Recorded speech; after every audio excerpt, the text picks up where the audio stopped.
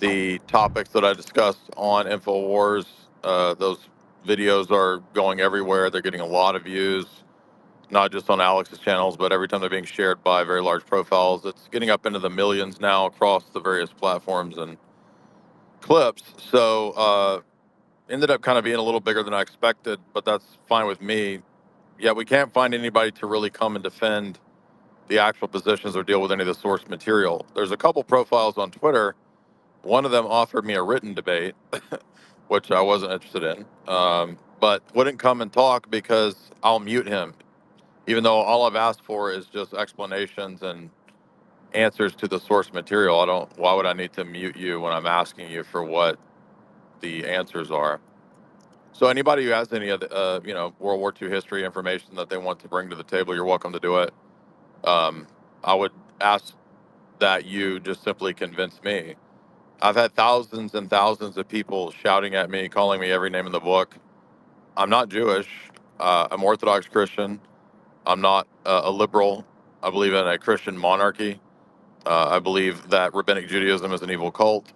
I've critiqued the nation state of Israel and the history of Zionism constantly. In fact, half of those, but both interviews dealt extensively with critiques of Zionism and socialism. So it's really weird. People are like just name calling and all this stuff. That makes no sense whatsoever.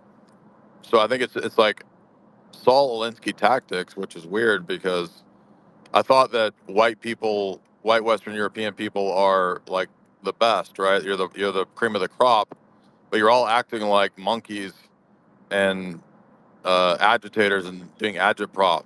Like, how come none of you can actually come and argue the positions out?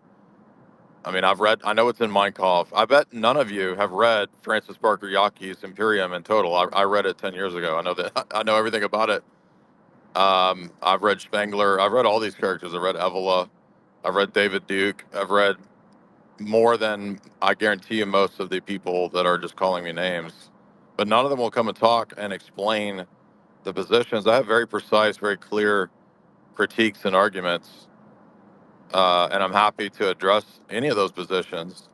Dysgenics, Malthusianism, the policies of the Kaiser before Hitler, which he continues.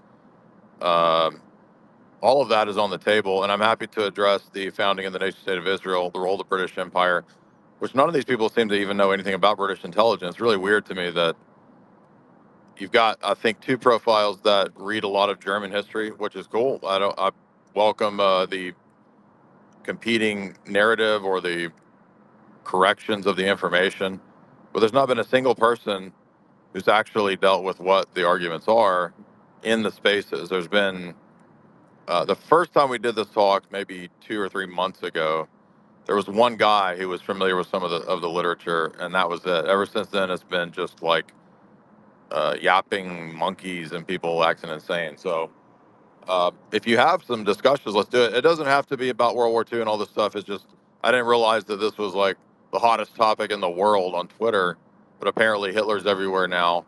Oh, this is so hot. It's so sexy. And I want to be convinced because I'm not hearing anything except why I'm a massive fan. So that's not going to convince me. I mean, I'm open to being convinced. I've changed my mind on things. I think, like everybody else, I was raised believing all the mainstream narratives about World War II and all that stuff. And ironically, I don't believe the World War II narrative. I doubt all that stuff. I don't believe in lampshades made of skins, and I don't believe that the numbers are accurate.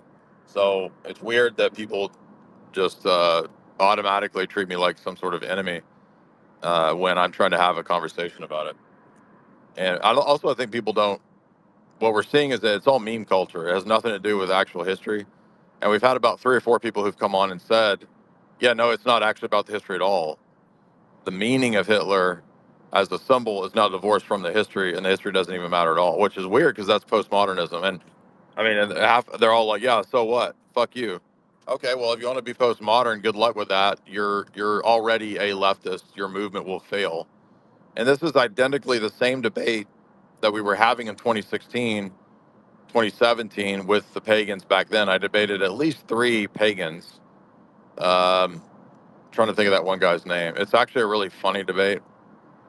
I can still find it in the audios. There's Boglord Dave, who was a Wotan neo-pagan dude that we had that debate's on YouTube. You can go watch it still. And then there was another debate with a guy who was creating his own Apollo religion, where he was the high priest of the Apollo religion. I don't remember that guy's name, but that debate was even funnier. It was on the Kill stream a long time ago. So, like, this is all a repeat of 2016, 2017. And people were like, no, it's not. It's nothing like it. We've broken containment. We've broken containment. Okay, maybe through Twitter, you've got a bigger audience. And why do you think Twitter and Instagram are letting this happen? Oh, they can't stop it, bro. They can't stop it. What are you talking about? They can roll out whatever the fuck they want on internet censorship, and you better believe they will. They're already starting to censor again. So this idea that they can't stop it, that's just not true. I believe it's being allowed, and I've been saying since 2016, with the rise of the neo-pagan Wotan Volt stuff, that's being allowed on purpose. Why would they allow their opposition, bro? It's called controlled opposition, dummy.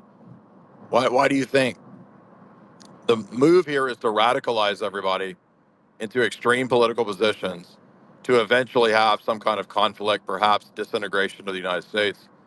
Um, I know accelerationists think that's a good thing. I don't think that's going to be good for anybody. I think you're going to find out that that's going to be a worse scenario.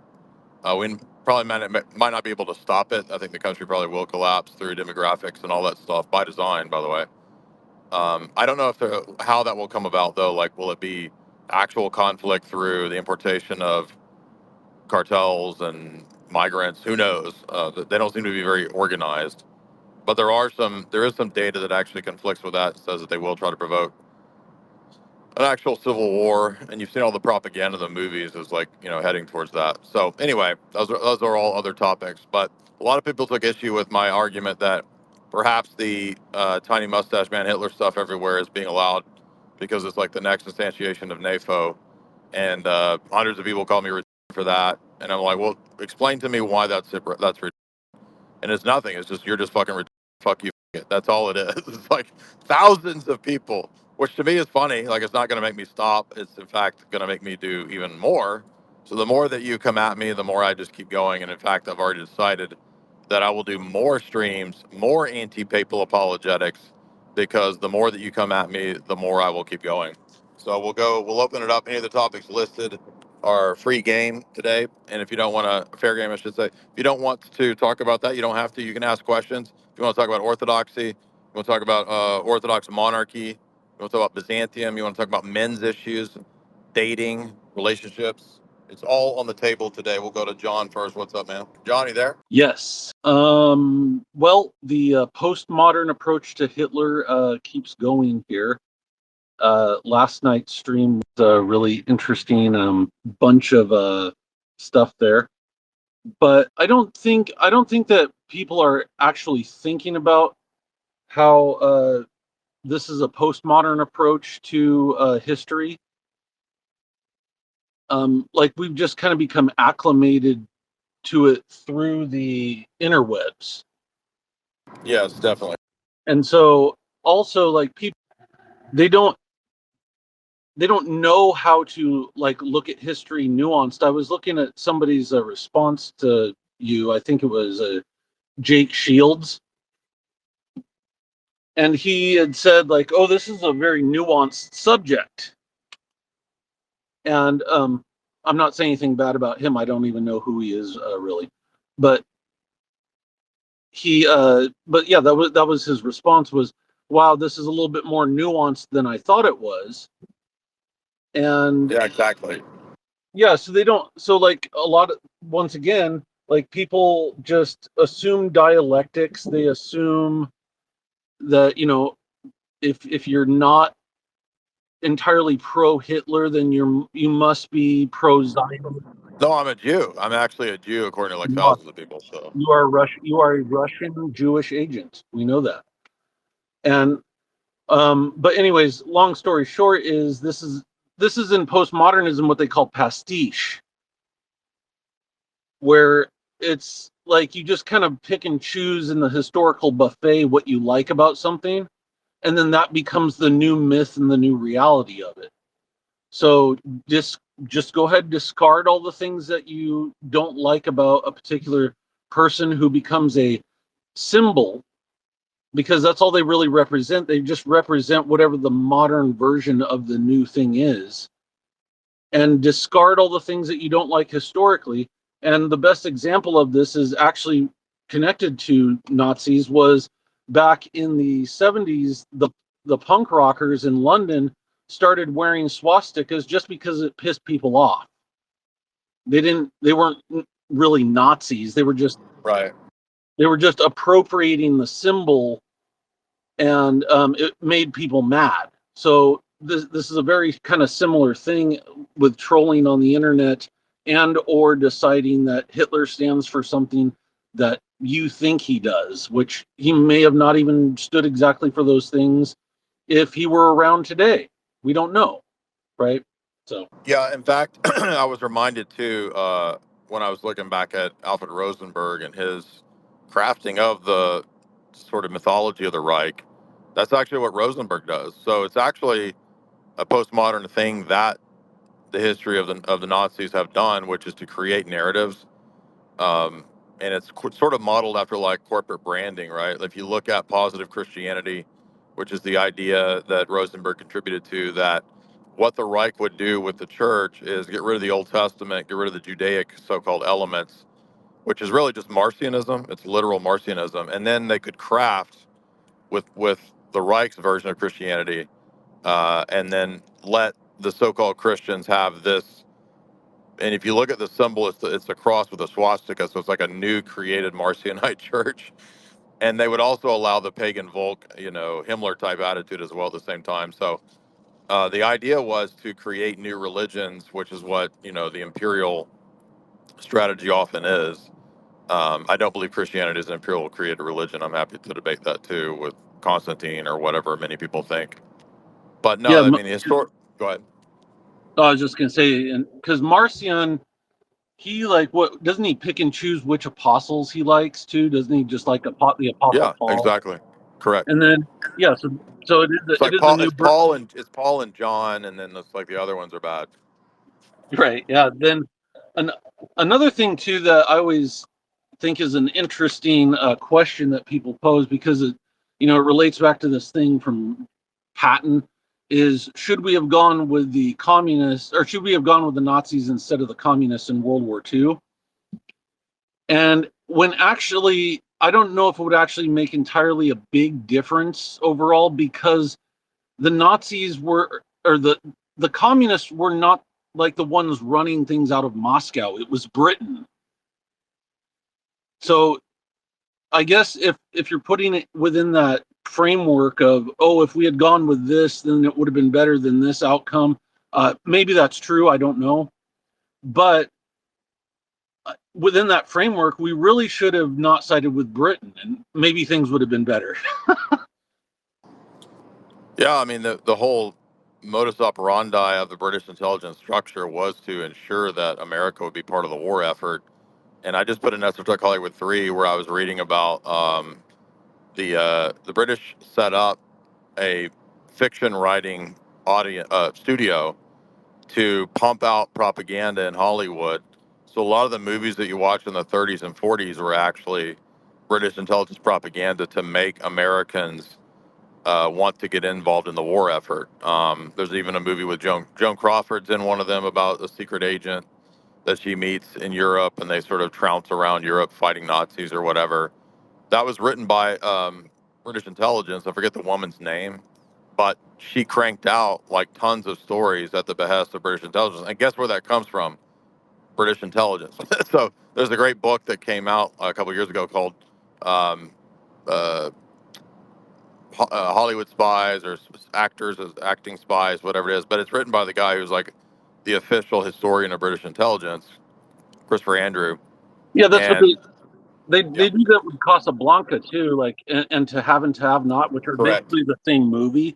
But that's what they do, is like the Humphrey Bogart character is, he's just, he doesn't want to get involved in anything, but then by the end of the movie he's so overcome with how Yeah, most of the Bogart movies are versions of this same style of propaganda. Exactly. Yeah, it's like they virtue signaled him into joining the war effort, basically.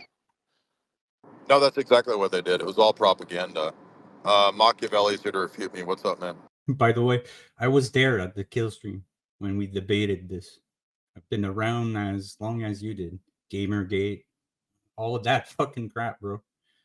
The idea that we know something. Wait a minute. Are you saying you're the guy debater, or you're just saying you were there? Yeah, I was there with you. I was in the no, I wasn't debating with you, but I spoke in the kill stream once a while. I was like part of all of the that sector and everything. So I saw the paganism mixed with Okay. the everything going on. It's been a long game for everyone, taking sides, using Hitler as a meme and everything like that. But it just to put it in perspective, everything that we're living at the moment is a replica in a certain era of the same thing. It's the same debates. It's the same type of ideologies that are been fighting. The Greeks had the same debates about the maturity of a child, the pedophilia issues, and people stick on little parts of history and decide that, oh, that defines history because that passage was inspiring and it becomes what it is, but it's not the reality behind it. If you look at the structure of society, it's not guided by the political or the religious ideologies. Not since Machiavelli and at the 1900s, when Italy and the Popery, they became the World Bank siege, the place where everyone had their money. So religion was only used as a way to convey a word, but through that was conveyed corruption as well. Because before the 1900s, there was no Jewish pope allowed. Jews were not allowed in. There are a lot of things that changed in the 1900s that accepted Jews more commonly into our religion. There's nothing, to me, Christians are Aryans, white, and that's it. But that changed with the time. Okay. Well, where do you get that? That sounds outlandish in terms of that claim. Where are you getting that from? Well, the structure of our society, okay, it's not we were not people that used to race mix. We didn't even allow them in our No, society. you made a claim that Christianity is essentially the Aryan peoples, and I'm asking you, Yeah. how do you prove that? Where are you getting that from? Well, I get that from it was structured after us. We were the Gentiles. We were we even if we don't practice Christianity in a random group of people, they will become slowly evolve into So you that don't type so you don't believe in a universal Catholic Church? with many races and no. I don't think that there even should be allowed to practice. And I think it was used. Okay. I think it was Okay. no. Listen, And I think what is Christianity in terms of like the first, second, third century? What is that? it's used. It was a marketing plot. They used Christianity to By who? by the By who? popery and the banks. The world banks are the ones that No, and control so everything. the Pope and the banks in the first, second, and third century were using Christianity. They've been using all that they can to achieve Okay, everything they you're not want. a serious person. That's why I had you You're, blocked. This is an absolute lunatic. This is why these people shout that I'm a yeah, and then when they come, they say the most insane, ludicrous shit ever. These are absolute lunatics. I specifically asked him in the first, second, and third century. He said the popes and the banks were using Christianity. So this is what these people actually believe. This is why they won't actually come and discuss. Is because they're absolutely insane. Like that doesn't make any sense whatsoever. What's up? I don't know if you remember our conversation enough to pick up on it where I we left off. absolutely do. Yeah, I do. I do. Let's pick up. I forget what we got to, but yeah, you were saying. You said Mein Kampf doesn't matter because nobody thinks about Hitler and Mein Kampf, which I kind of think doesn't make sense. But explain that further. No, I didn't say people don't think of Mein Kampf. I said that they don't think of Yes, the you did. I Malthusian. said Hitler. I said Mein Kampf, and you said people don't think of Hitler and Mein Kampf together these No, you days. meant And I was like, yes, they do. You mentioned him abolishing the idea of original sin and Malthusian theory, and to Right. that I said they don't think of that. Of course, they think of Mein Kampf. Okay. Then that was a misunderstanding. Go ahead. Right. So yeah, I was just saying that Hitler represents. Obviously, we've already said that again. So I don't understand why um, we wouldn't use it, because when people espouse our ideas like being Okay. pro-white and Right. Okay. Let me phrase it this way. Do you think that there are esoteric and occult elements of Hitlerianism that are compatible with Christianity or not? well, I mean, any occultism isn't compatible with Christianity, but I mean, that's not what we're talking Okay, about. We're talking so all about. the stuff that I list, all the stuff that I list is you admit isn't compatible with Christianity, and then it's like, okay, but those things are really important to that whole ethos, right? Like, what about Alfred Rosenberg's positive Christianity? Is that compatible?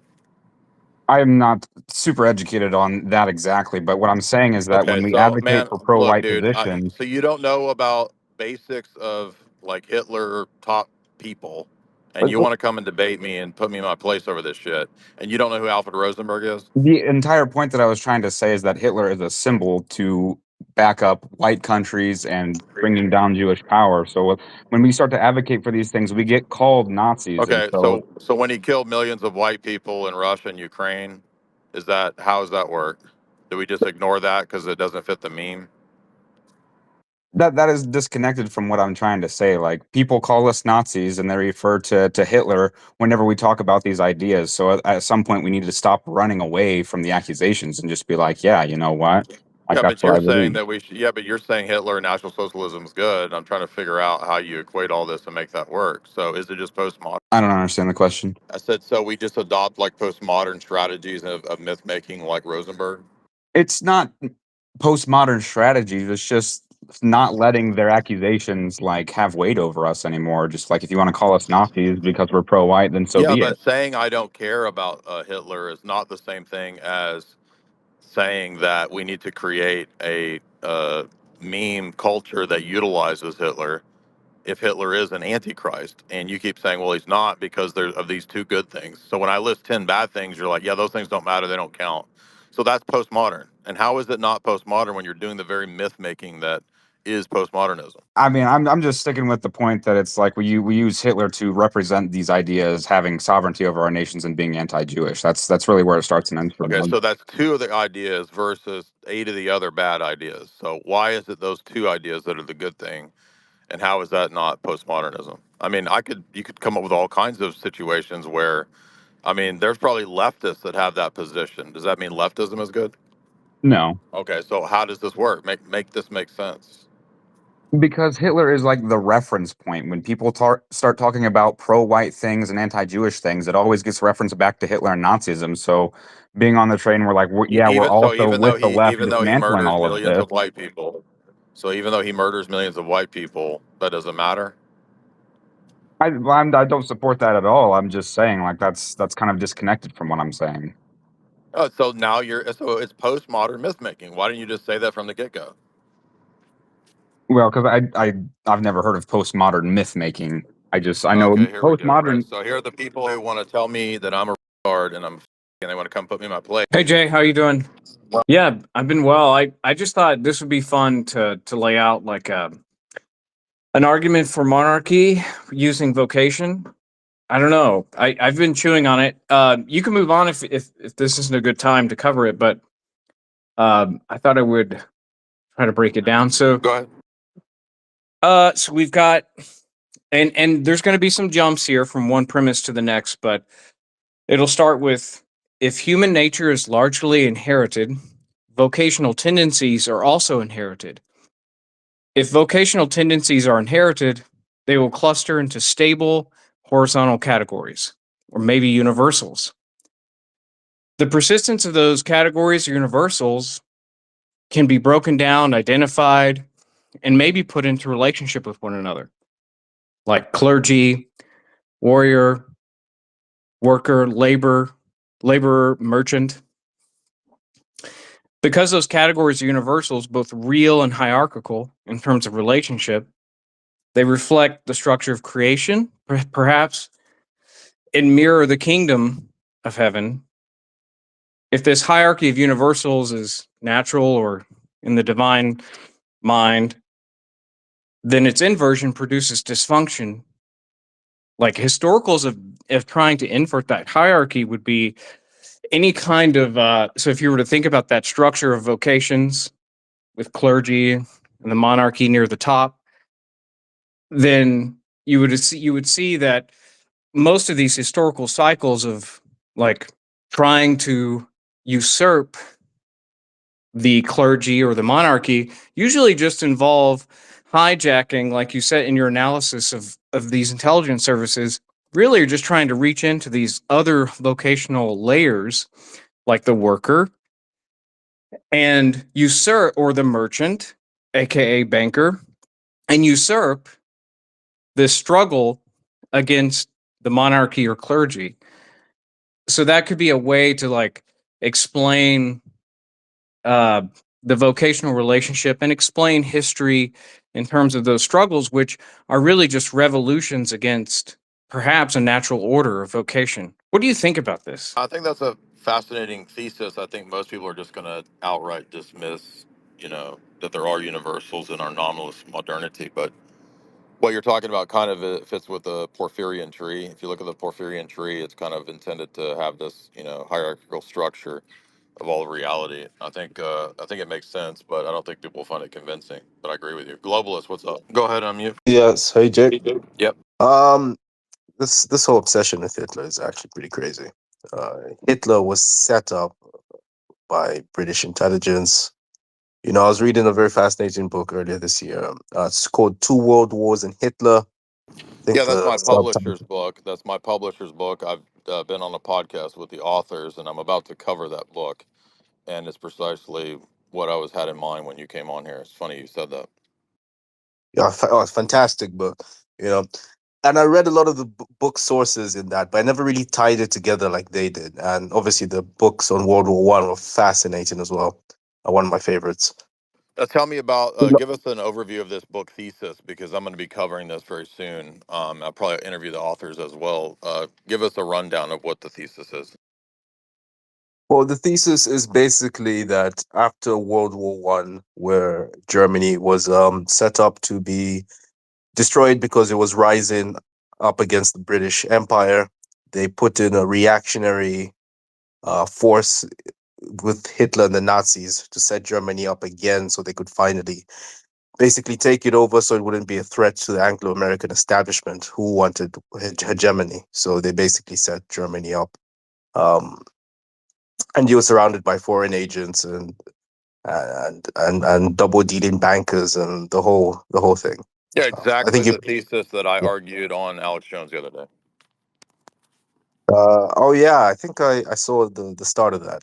You on the fourth hour. Yeah, I need to watch the rest of that actually. No, I did. I was a guest, and I did two different lectures.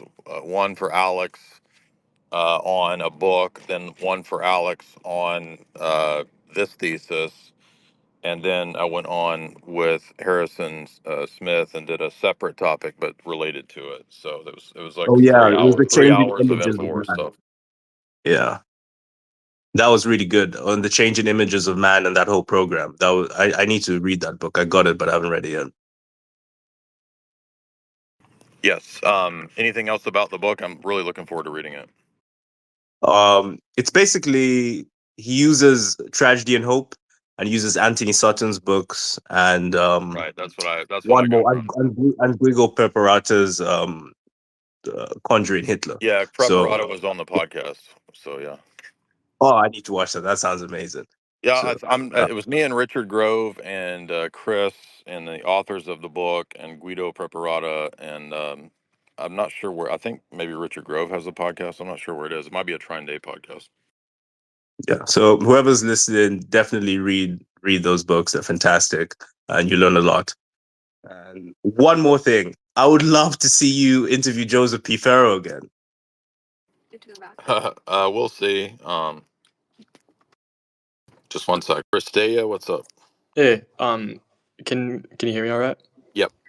All right. So I just wanted to get into some aspect that I think isn't often enough appreciated, or two rather, about the Third Reich. And the first one I think is that I view the very constitution of the state as very much tending towards this like an idolatry. Obviously, like the Führerprinzip is such a major like the Führer's spoken word is the law for like everything, and obviously, you know, just like in Italy, you have like Il Duce has sempre ragione or something like that. They did the same thing, like Der Führer hat immer recht or something like that. Sorry, I don't really speak these languages, and this leads to, you know, the very power structure is he's got his guys right under him, those guys under him, and he gives them all orders one to one. They follow them to the T, and then they select people just purely on the grounds of obedience, which ultimately is directly based on him. And he's able to perpetuate this conception of infallibility throughout Germany on the grounds of like remilitarization, giving some economic activity to the country, which is previously obviously really hurt by the Great Depression and the lasting impacts of the First World War. So, and we can see this really reflected in a couple scenarios. The one that comes to my mind is Operation Barbarossa, of course, which ultimately resulted disastrously for Germany. And another instance being like the Battle of the Bulge, where various commanders talk to Hitler and they're like, this isn't really going to work. And he's like, we're going to go through that anyway. You can talk about Himmler, where Himmler was going to negotiate with foreign powers behind Hitler's back because he didn't necessarily believe that this was going to succeed. There's probably some other instances that are escaping my brain at the moment, but in my opinion, a remaining thing is that there's a necessity within Nazism to deify almost Hitler and to make him such an Right. infallible figure. And I just don't think that any Christian can rightly attribute that to any person. Right. Yeah, I agree with that. However, how do you not see the same type of problem with unum sanctum and dictatus papae in terms of the geopolitical power of the papacy? I don't know. I was just going to address why I think it's bad that sympathies with Nazism are spreading amongst some Christians. Right, but I agree with you, but you're a traditional Roman Catholic, so how is it not the same critique of the papacy? I would have to look in further to that. Yeah, look up Dictatus Papae and then look at Unum Sanctum, which the last paragraph of Unum Sanctum is about the necessity of confessing the geopolitical power of the papacy to be saved. So there's a clear alteration in what's necessary for salvation from the time of the first millennium and then at the time of Dictatus Papae up into Unum Sanctum. That's repeated all the way into the teachings of Pius IX, who affirms also the necessity of the temporal power of the Roman bishop to be saved, and then it's discarded at Vatican II. Pop Lord, what's up, man? Us. Go ahead. Hey, so I was just listening to your point about how Hitler killed like tens of millions of Ukrainians and Russians, and I just think that he only did that because they were communists, and I don't think that had anything to Many do. of them were not, though. Many of them were fighting against Hitler because of the brutality. Yeah, but wasn't that provoked because the Russian bloc wanted to take over Europe or something? I don't know. I mean, I don't know about that, but I guess there's always a possibility that Stalin could have, moved into Europe. But I mean, why did he have a pact with Stalin? Oh yeah, I'm not sure about that. I'm not very well versed on the history, but I just think like It's called the Molotov-Ribbentrop Pact. Are you familiar with that one? Yeah, I know about that one. I'm a different guy. I mean, I know about that, but I thought that was just about dividing up Poland. I've always saw it as more of like it was a pragmatic decision, with the end Okay. goal was to destroy communism, right? You know, Hitler was never going to ally with Stalin, right? And when he invaded them, you know, Stalin manipulated his people in order to stop that, to protect a global Jewish interest. Okay. And and maybe that may be the case, but do you think the narrative that I've argued that Hitler was aided in his coming to power by the British elite and double crossed because they wanted a giant war and a figure to engage in that level of destruction, which led intentionally to the creation of the nation No, I state mean of Israel? I don't see why the British Empire, which you know really was already under Zionist occupation, would want to put someone like Hitler in power. You're basically saying like, let's put our worst enemy in power if the hopes that we might win in the future. And I don't think that really makes any sense. Okay. Like, why put Did someone they like that in want World power? War One? Did they Say that want again, World man. War One? No, I don't think they wanted World War One either. I think World War One was just a bunch of stupid bullshit that ended up happening. Same thing with World Okay. War Two. Right. So wars aren't planned decades in advance by the great powers. They're just stupid shit that happens. Is that how history works? Yeah, sometimes that is how history works. Why the hell Okay. can't that be how history Okay. works? All right. Have you Fuck, read Sutton or friend. Quigley on it? Sorry, what did you say? Have you read Sutton or Quigley on it? No, he has not. I don't think. No. Wait, who's talking? There's like two different people talking. Yeah, He that's has two of not. us here. Yeah, we're watching a football game. Okay. So. Yeah, go back to your football game, dude. All right, it's open forum. Who's next? Who's got some arguments, some topics, some issues? Who want to deal with the text? I've got a bunch of yapping ducks here. This is what the opponents sound like. These ducks. Everybody that comes on here tries to argue. They sound like these actual ducks that I'm standing in front of. No arguments, just yapping and chirping, barking. All the quacking by the quacks. Who's the next quack that wants to come up and quack for me? Nobody has any actual arguments. Nobody wants to deal with the actual text. We can change the subject matter if you guys are start talking about this. Defel, what's up? Yeah, so short little mini intro. I pretty much take all the positions that you want people to come up here and debate. But what's your criteria for saying any of this is right or wrong? Because most of it's opinions. Well, I think that history and history research can never be necessarily infallible, but I wouldn't then say that it's all opinions. I mean, I have graduate research like qualifications, so why would you think that it's all opinions? Well, I mean, like if you take Hitler's side in the war, that's just because you think what he did was right. But if you don't, then like there isn't really a fact that says that Okay, you're so it's wrong all to do that. You relative. just don't agree. It's all relative. Well, my question is like, what's your criteria for saying like, oh, okay, well then this is right, so I have to agree with this now. Like, Well, what would that maybe look we like? have a more fundamental disagreement, which is about the nature of truth itself and epistemology. Are you a relativist? Because that will help me answer your question. Well, I mean, I would agree that like the way that we define good and evil is it's pretty arbitrary. I don't think that we derive it from a book. I think we derive it from like a sense of honor, which is derived from culture. Okay, so but truth itself, there's no such thing as truth. It's all relative. Yeah, truth is definitely real. Like 2 + 2 always equals 4. Okay, Okay, like but certain not things are about true. history. History is just opinions. Well, if someone is on the right side of a war, that's an opinion, pretty objectively. Like, Okay, but I yeah, I argued that Hitler was goaded into attacking and that he was lied to by the British establishment because they wanted a war. And I argued from different historical texts of historians. So you think that's just mere opinions? you're saying that Hitler was strong armed into doing what, No, I invading didn't say Poland? strong armed. I said he was goaded into it and told that he would be supported by the British establishment. And then they double crossed him when he did it and they didn't support him and they went to war. Oh yeah, well, I mean, yeah, that's definitely true. I Oh, agree that's with you true. on that. What Yeah. sources have you read on that told you that that's true? Well, I read the book that's I can't remember the author, but I Okay, read what's this the when I name was of in it? jail. The history of World War II is yeah. By who? By well, that was what I was trying to remember is who it was Uh-huh, by, just but the history of World War II, just right? well, here, hold on, I'll pull it up for you real Okay. quick. You'll pull it up. So you read it online? Okay.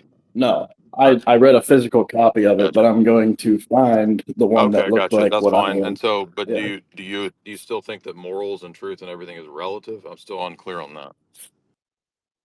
Well, I don't think truth is relative, but I don't think that morals and truth are necessarily the same thing. Okay.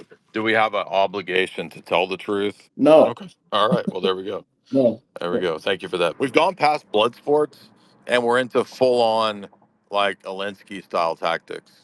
So, yeah, I mean, if you want to believe that Hitler was fighting, I mean, I do believe that what he represented wasn't as bad as Bolshevism, but it's just if you read the Father John Whiteford post that I posted right now, that's from Father Seraphim Rose. I mean, he's pointing out that really it's just a return to paganism. And this was Ivan Ilyan's critique, too, I think, of fascism is more so something like Caesarism. So it's sort of like, yeah, you've got degenerate Bolshevism, which promotes degeneracy, abortion, all that stuff. And then the answer is going to be the sort of, imperial guy to come in and stomp it out. But then he's the new sort of Caesar figure, and he's worshipped as a sort of semi-divine figure. I don't think either of these are the correct options. And just look at how everyone's acting. All the Hitler worshippers act like leftist lunatics. They act like Saul Alinsky devotees, which proves the point that Father Seraphim Rose is making, which is that Hitler was just creating his own Bolshevism. Yeah, go ahead. It's kind of a quick point, I suppose, but I can't remember where, but Aristotle says it, but he talks about how essentially like maybe 80% of people are incapable of having a dialectic discussion and are only convinced through rhetoric. And I think all the people that have... Interesting. I didn't know Aristotle said that. That's I think it was him. It's been a while since I've read. I want to say it... Yeah, I don't remember where it was. It's been a while. But he said something to that effect. And ever since I read that, it's kind of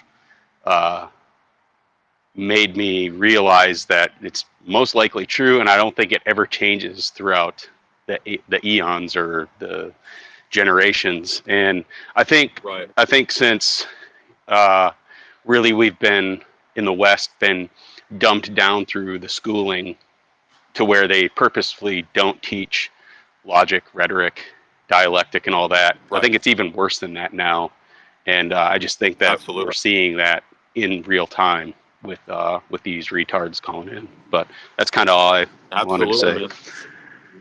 I think you're spot on, Dick. And Father Deacon, if you're available, I mean, you did your dissertation on Aristotle. Does that sound Aristotelian and accurate? Yeah, I mean, remember he has it's Plato has the quote that people under 30, you should take care to introducing them to dialectics because they think it's a game. And you get some of that picked up in Aristotle too, especially in the politics. But yeah, I mean, we just did a stream too about, it didn't even dawn on me. There was a gentleman who was asking a question about the trivium and quadrivium. And what's really interesting is the trivium focuses on rhetoric, language, and logic. And how many people... Grammar, logic, rhetoric. Yeah. How many people have educations in the trivium and quadrivium? And it made sense like 2 weeks ago. Remember, I asked my students how many... We just took a basic sentence and verbs and asked them, have you thought about what these words mean? We use them every day. Nobody's done that. So, I mean, if you don't even think about how to express yourself, how argument, because that leads into obviously logic and argumentation and stuff like that. These people are incapable of of responding to or understanding arguments. So yeah, that's the scary part. That's what's scary. And you're right. The Wignat and Groypers, they're just the flip side of the leftists. Now, thank God they're not as actually physically as violent, but it's the same kind of rhetoric and, hey, F you, you're Jewish. Like it's like an NPC manufactured just platitudes and memes. And there's, of course, no attempt to engage or dialogue on political points. It's just the other side of the spectrum. Santo, unmute, man. I see your hand. Yeah, thank you. Yeah, it took me a second because my screen went black. I've been listening for a few minutes, and I just want to address something, about Christianity loving our enemies. And I mean, if it's too far outside the scope of this, then I don't need to bring it up. I'll just, drop the mic. But there are some scriptures that qualify that. Oh, absolutely. Yeah, we say that all the time. Okay, so yes, go ahead. I mean, I'm not trying to cut you off. I'm just agreeing with you. I'm saying, yeah, we absolutely agree that that statement, love your enemies, is not like a universal, unqualified statement. You also have the right to self-defense. You have a duty to die for your wife and your kids, which includes fighting. There's a time for war, as Ecclesiastes says. So no, it's not just people just take one verse and they absolutize all the religion under that one verse, which comes out of like evangelical, radical Reformation theology. It's not even traditional Christian theology. well, if I might just have a minute or two, Sure. you know, when you go into, and I have a lot of discussions with people about this, and I've been a Christian for a long time, and I take the principles of the Bible pretty seriously. But in the epistles of John, the first epistle of John basically tells us, defines who is an antichrist. And an antichrist is one who denies that Jesus Christ is the Messiah, or denies that Jesus came in the flesh. Because if Jesus didn't come in the flesh, then he didn't die on the cross, and Christianity is a lie. So these are two pretty important principles. And in 2 John, we're told, we're actually given a warning. Now, there's only one chapter in 2 John, and I don't have it open. It basically, and I'll try to do this best I can, it says, "Take heed that ye lose not those things which ye have wrought, but that ye receive a full reward." And then he warns me, he says, if any come to you and bring not the doctrine of Christ, receive him not into your house, neither bid him Godspeed. For he that biddeth him Godspeed is partaker of his evil deeds. I believe that there is a group of people who, and it's really Judaism that fills that bill, and also the nation of Israel, this nation of Israel now. And I believe God is judging America because we are breaking that principle. And I believe Christian Zionists have essentially been the Trojan horse that has allowed them into our country to corrupt most of our institutions, including the church. I totally agree. Bird, what's up? Yeah, I was listening to last night's stream too, and I have often heard you like pull an idea out of Kant or Hume and then qualify it saying like, well, I don't endorse everything that, their conclusions. I'm just using this thing that they came up with for this purpose. And I think a lot that kind of nuance is lost on a lot of people. I saw Jake Shields post that basically your positions were too nuanced, that there wasn't enough of a divide between you guys to justify a debate, and that just doesn't make any sense to me. And I think that people end up tribalized and polarized because their priorities are wrong. Like if your politics are downstream of identity in Christ, you don't run into these problems. But exactly, when you put Christ downstream of politics, you run into these problems. I think Bird, you nailed it right there. Exactly, spot on. JR, what's up? John, you got to unmute. Okay, so that's another thing too, is like take for instance with the Carol Quigley stuff. Once again, what the guy was saying about being nuanced, and it's like, first of all, why would Quigley benefit by putting in the book that Hitler was financed by the clone bank? Yeah, right. There isn't really a benefit for the Anglo-American establishment to have that information in the book.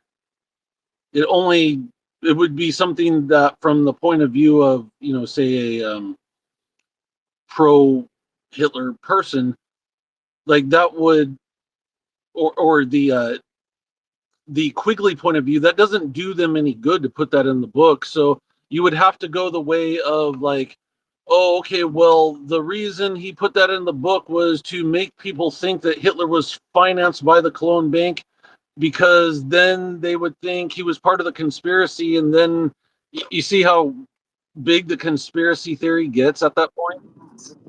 Yeah, I mean, Quigley, who doesn't really care about Zionism at all, is suddenly now a Jewish mouthpiece, even though he's a Fabian socialist. Exactly. Yeah, and the other thing too is, if you've ever heard that interview with Quigley when they're talking about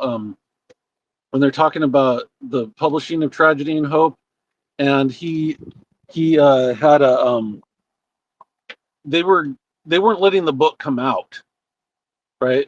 Have you ever heard that? Right. Have you ever heard that interview when he's being interviewed, like by one of his students? I did a long time ago because Richard Grove used to always make reference to it, and I heard it like the first time that I came across Richard Grove talking about Trudging Hope.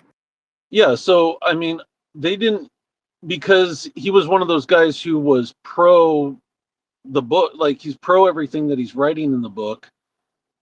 And Right. then once it got published, they stopped publishing it because they didn't.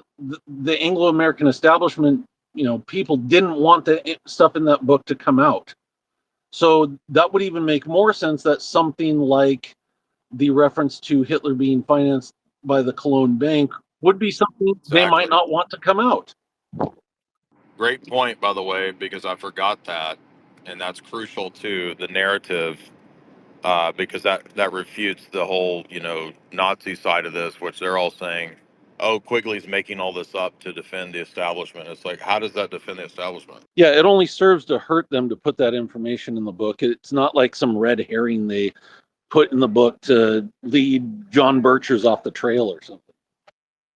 Exactly, that's what they think. And by the way, the book wasn't written for the public. It was written for, just like Changing Images of Man was written for like high level, international relations and CIA station chiefs.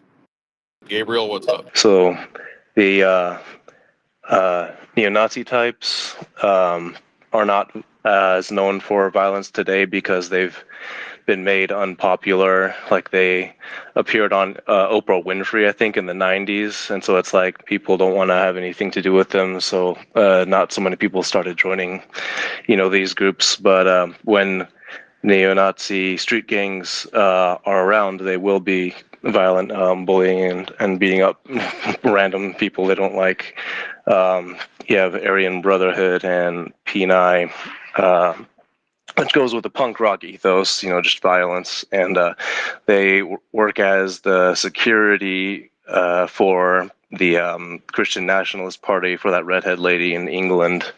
And so and even the Ku Klux Klan, they used to be in North Idaho, but with the police force working to push them out of the public sphere, they're pretty much retreated to the woods. So, but when they have numbers, they used to be known for a lot of violence, for sure. Yeah, So, and P9 and then Nazi lowriders. I'm trying to think the other Aryan brother. They're all prison gangs too. So those guys are violent. And I think you said the only reason why you don't see probably much of it is because they're small. But those guys are known for trafficking drugs and other stuff, and they are violent. Where me and Father Deacon grew up, that stuff was really big back in the day. Yeah, Huntington Beach, the Nazi lowrider headquarters in P9, we're all out of Huntington Beach. But yeah, they're all prison gangs. So like that kind of adds an additional thing to it all. Maybe that's why they're always saying all these gay jokes at me. It's like they're actually just prison. Yeah, they're prison prison gay gays. guys. But Well, another thing too is Costa Mesa used to be where Noontide Press was, and that was a big publisher of. I don't know if it was exactly white supremacist stuff, but it was actually, they claim that office back in the day was firebombed by the ADL. I don't know if anybody remembers that story, but that's an old one from the past. well, that brings up an interesting angle that we haven't actually touched on in a lot of these discussions, really, which is, if you go back 10 years ago, everybody kind of knew that this kind of stuff was very glowy Fed run stuff, right? And I don't think obviously that every Groyper and all the people online are all feds, but everybody seems to have suddenly forgotten of entrapment and honeypots and honey traps, even though there was a guy that converted to Orthodoxy a couple of years ago on, I forget the guy's name, but he was on the PSYOP Cinema Guys podcast, and he was a serious committed member of Adam Waffen, and then he got arrested and all this stuff happened. He ended up having to convert to Orthodoxy because he realized it was recorded and that he wasn't going to overthrow the government. So it's like, did everybody just forget that? Oh, I guess after Trump got elected, there's no more federal informants or feds running any of these, Elohim City, Timothy McVeigh type situations. No, it's all cool now because of Trump. But wait a minute, I thought Trump is a Zionist agent, so if Trump's the ultimate Zionist agent, as all these guys would say, and I'm totally critical of Trump's Zionist, submission. But if Trump's now the ultimate Zionist agent, then you were all being entrapped all along to come out of the cave with your Nazism, and you're all being led by federal informants. If your narrative is correct, right? If Trump's a big Zionist clown that was always the plant, like they all pretty much say now, a lot of these guys, well, then weren't you all being duped by thinking that you could come out of the cave and like be full on pro Hitler now? So, but no, they said this is all organic now and it's escaped containment. Well, just because it's a larger number of people on Twitter, that doesn't mean that it can't be a psyop. When they were running NAFO was thousands and thousands of sock puppets and accounts pushing all the same types of stuff in regard to Ukraine. And then when I brought this up about why Hitler's being allowed on the same Atlantic Council, NATO approved, Silicon Valley outlets, oh, that's insane. It's absolutely crazy that you would think that they're allowing Hitler memes on all the social media platforms. That's so. I guess the Atlantic Council just quit. They all got fired. Did Trump fire them all? But wait a minute, Trump's a bad guy. So how does this work now to where suddenly now, and by the way, you'll notice a lot of the Groypers and the neo-Nazi component and the Volkish component, they're all pro-Ukraine. And they put the Ukraine flag in their bios. Richard Spencer now has the NATO flag as his bio. So it's like, wait a minute. So feds were like running shit a few years ago, but now that Trump's in and Elon bought Twitter, it's all cool. Oh, but actually Elon's also a Zionist, Trump's a Zionist, so it was all a ruse. But now we're going to have the actual Reich. I mean, it just is so like none of it actually makes any sense. Well, the white supremacists back in the day used to say, and I believe this to be the case back then, but they would always say like that whenever there was violence, that was the Zionists being violent, not actual white supremacists, right? But the thing is there are many real white supremacists who are violent as well. It's the thing that's been reshaped with that history is because now there's like housewives who listen to Hitler speeches, and it's a lot of people like they don't know that longer history of it because most of the things that they know are things that are online, and so they're saying to themselves like, hey, I'm a average person, but there's some stuff in Hitler's speeches that makes sense to me, and I'm a peaceful person. So all of that history of violence must just be made up by Jews, right?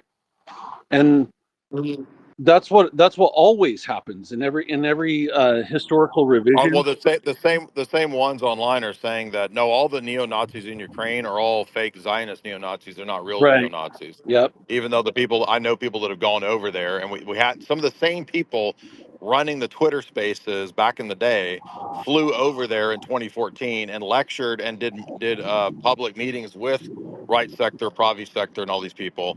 Oh, but that's all fake and Zionist. So wait a minute, that means your people in 2014, 15 that went over there were Zionists running it all. Well, the funny thing about anything having to do with Ukraine, I mean, you remember this from back in the day, back when we used to first talk back in the day, dude. Everybody knew there was Nazis in Ukraine. Everybody knew there was Yeah, exactly. that. Everybody knew that Ukraine was like. It goes back to Galen org and the SS networks that were set up, that Galen set up all throughout Europe and in Ukraine. And also, everybody knew that Ukraine was like one of the most corrupt places in the world, and that John McCain and Lindsey Graham That's what all I'm saying. ran it. John McCain was on stage with a bunch of the American, neo-Nazi right. I want to say even who's the gay guy that ran the publishing house? Greg Johnson. I think maybe even Greg Johnson, the gay neo-Nazi guy who runs the publishing house. I think he even went over there around the same time as McCain and did talks in Ukraine. Oh, but see, John McCain's he's is it? Are we gonna have a QAnon? Like, is John McCain like actually a good guy who is over there to like support? And you John notice McCain. if you bring that up too, they'll find photos. Well, there's Nazis in Russia too. Um, and they'll like, I'm sure there's small group, just like there's small groups here, but there isn't the history and actual battalions of Right. Nazi groups in Russia and the Russian army the way there is in the Ukraine. So it's just a deflecting, and it's another one of those dialectics. You don't have to Yeah, say it's just like Israel's setting up Hamas. I mean, it's in multiple books. It was the policy of the Likud to support Hamas. Victor Shravsky mentions it in his books. He says that yeah, of course we funded and aided Hamas because we didn't like the PLO and they destabilized the PLO, and we wanted a radical opposition that was a managed opposition. So there you go. It's the same situation with this stuff. Managed opposition. Exactly. and also remember I told you that Al Qaeda too is controlled by the State Department. Notice now Al Qaeda's not I know. like, oh, we fixed them. It's all well. No, they're good now. Did you not see that Jolani was invited to New York? He met with a bunch of Jews. Yep.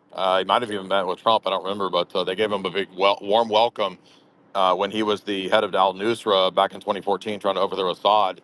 And we were writing articles at the time about how that was all funded by the CIA. We didn't know the name of the program. I was writing stuff with Patrick Henningsen, and then I got called 1,000 times over back then everywhere. Oh, turns out they declassified the program. It was called Timber Sycamore. You can look it up on the New York Times. But did anybody apologize and say that Jay was right? No, you're still a fucking. What's up, White Whale? He's back. He's going to tell us how, because we practice eugenics, it's good now. Go ahead and make this argument again. You make the same argument every time. What's up, man? Are you talking to White me? Whale, what's up? Okay. Yep. All right. What did you want me to talk about, Jay? Yeah, will you address the same question I asked you yesterday or not? Yeah, I'd be happy to. You said eugenics. Was that it? Yeah, I said that how is Hitler's position in Mein Kampf about sterilization and eugenics, which was a continuation of the Kaiser's program, how is that at all compatible with Christianity? You said, well, some Christians do eugenics. Okay. Yeah, I And think you think you used that's the a good argument? term. You used a term. I've got it here in Google. Since you're such where is that? What was the word that you used for incompatible views for that contradict doctrine? What was that word that you used? Heterodox? Heterodox. There you go. Thank you. I really appreciated that. So yeah, I understand. I would agree that that Christians have heterodox views, and I would say that that's the vast majority of Christians. And then I ended the conversation when I saw that you don't believe anybody outside of the Eastern Orthodox Church has salvation through Jesus Christ. To me, that just sounded like a patently absurd I statement. They never said that. Yeah, Jay did. He I did said say that that I said that nobody they weren't. outside the No, I Eastern said Orthodox Church is no. Christian. I said they aren't Christians. That's what I said. We equate Christianity and Orthodoxy. Yeah, you have to be a Christian to be saved. Okay, what do you think Christianity is? Because I think the first time you called in a few months ago, you didn't want it to be located in anything historical like the Nicene Creed, and that's what defines Christianity for us.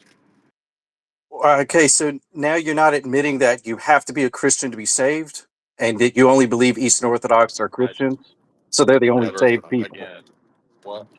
I didn't say that, man. I'm just saying I want to understand what you think Christianity is, Well, I'm trying and to if I understand you. recall, I'm trying to understand you. What is your position about? You use the word heterodox. This is relevant to the conversation. So you believe heterodoxy extends to anybody outside of Eastern Orthodoxy, Yes. and therefore they are that is correct. okay. And So that's why people who practice eugenics are not Christians. yeah, but then you would still say, why are you not coming out and just saying it? If outside the Eastern Orthodox Church, you're not Christian, you're not saved. We don't know that. Because you're just equating, that's a false position that I didn't say or argue for. That is a logical deduction. How are you No, disagreeing it's with not. that? Just to point out the way that you're saved through orthodoxy doesn't mean that God can't save somebody outside of that, outside of the normative prescribed. Listen, I'm trying to Right. understand, Jay. What do you mean by Christian in Eastern Orthodoxy? Don't you have to be a Christian to be saved? All right. We This is don't all going know to be that. basic We workaround never said fallacies. that. So No, we don't. Christianity is and Orthodoxy. I don't understand why you're running cover for Jay. Jay, answer. Yeah, I'm happy to answer, but you understand that Christianity is a historic religion. Do you agree? I mean, I don't understand why you think I don't believe that. I'm trying to understand what your position is about Eastern Because when you Orthodoxy. first called in, you're trying to divorce Christianity from history as if it's not the Nicene Creed or a historic body that practices the religion. First off, I don't remember the conversation. I believe you believe another Anon was representing my view on the Nicene Creed. So I don't know where you're Okay. coming from there. So I am trying to just still divulge from you, what do you mean by Christian and limited to Eastern Orthodox? He answered our position. He's a professor. He answered our position the exact same way I would answer it, which is that just because a person isn't visibly united to that body like the thief on the cross, it doesn't mean God's grace can't reach them. But even if they are saved, they are still made in an extra normative way a Orthodox Christian. That's the position. Oh, okay. So even though they're not taking the Eucharist, they're not baptized, you still believe that they have Eastern Orthodoxy and God can unite them to the mystical body like he did the thief on the cross. That's an extra normative example. It doesn't make it the norm because it's outside the norm.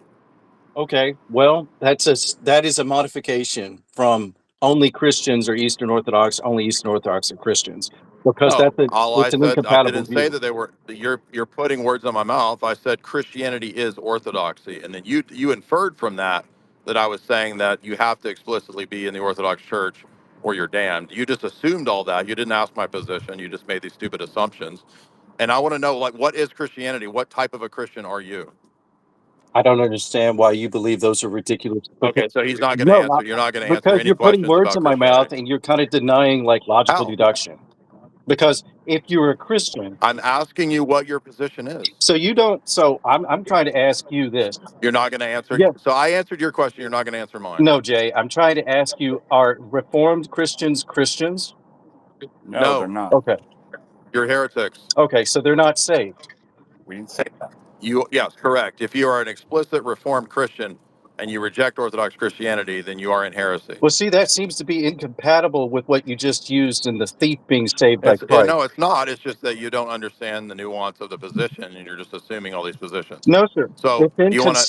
So inconsistency, Jay. Because are you going to ask? I've answered your questions. Will you answer some of mine now? no, well, Jay, I'm trying to make your answers make Why sense. do you keep saying my name and just have a conversation? Are you not going to answer any questions that I ask you? I'd be happy to, but I don't like the framing, and I don't like you doing these things like trying to discredit my position when logical deduction is used. I'm trying to find the consistency. So you are saying that the thief on Yeah, you're not being. You're just assuming with using word no, concept fallacies. I never said that only Orthodox Christians are saved. I said that God, outside of the normative means, can unite a person to that mystical body, like the thief on the cross. That's different than a person who is explicitly, knowingly in heresy. If you read the church fathers, they define heresy as a willful, obstinate position based on knowing the truth. That's why heresy is a specific sin. It's not a state of being. So, a person who explicitly rejects orthodoxy is in heresy, and most Reformed Christians are in that situation. I see. So orthodoxy has many incompatible views, such as why does Mary have to be the Theotokos? Right now, she has to be a child. So you don't even know that that's a classical Reformation teaching too? Now they don't hold the same position as you do on that. It's a Yes. significantly different. What is Luther's position? What's Calvin's position on Mary? It sounds very Catholic. Oh, so that's exactly our position. No, no. Roman Catholicism is a little bit worse than what you have because they believe that she's the Well, mother. you just said then you just admitted the Luther and Calvin are even worse than our position because you said they're more like Catholic. That may be true, but I guess you can basically say right now that the Roman Catholic position calls her the mother of God. Is she the Yeah, mother? you don't know where that comes from? Do you know where it comes from? I think I do know where it comes from. Where? Where? It's not the scripture, is It's it? from the book of Luke. No. Yeah, it's from the book of Luke, Mother of our Lord. Right. Then you try to Oh, make so the it's in the Bible. no. You try to make the equivalent. No, it's not. You try to make out that You don't think so? Lord is Jay, not a can I divine title. answer? Can I answer? Is Lord a divine title? I'm trying to make this argument right now. If you'd like me Is to, Lord a divine title in Luke? I would like to finish my answer. Is Lord a divine title in Luke? What is this? Did you learn this from Sam? All right, so here we go. You're I'm done. trying to answer. May I? Is it a divine title in Luke or not? You're trying to make this equivalence. Okay, you can't answer it. No. You're going. Goodbye. So notice basic biblical theology, Luke 1, Mary is called the mother of our Lord. Lord is a divine title. Every biblical exegete in every Christian tradition who's not a heretic, like a Jehovah's Witness or something, will admit that Lord is a title of divinity. That means Mary is called the mother of God, the mother of the Lord. It's like basic biblical theology. He admitted it's his own freaking Reformation tradition. Notice they'll never What's up? answer the question directly. Oh, sorry. Because they're dishonest. Exactly. So for those that don't know, when he came on here, what he argued was that it doesn't matter if Hitler taught eugenics, sterilization, abortion, and all that in Mein Kampf, because there are Christian groups today that do abortion and sterilization and eugenics. That's literally what he argued. And he's called in twice to argue that. The stupidest argument I've ever heard. But that's the argument. That's what we're dealing with here is this level of people. Daniel, what's up? Go ahead. Hello, Jay.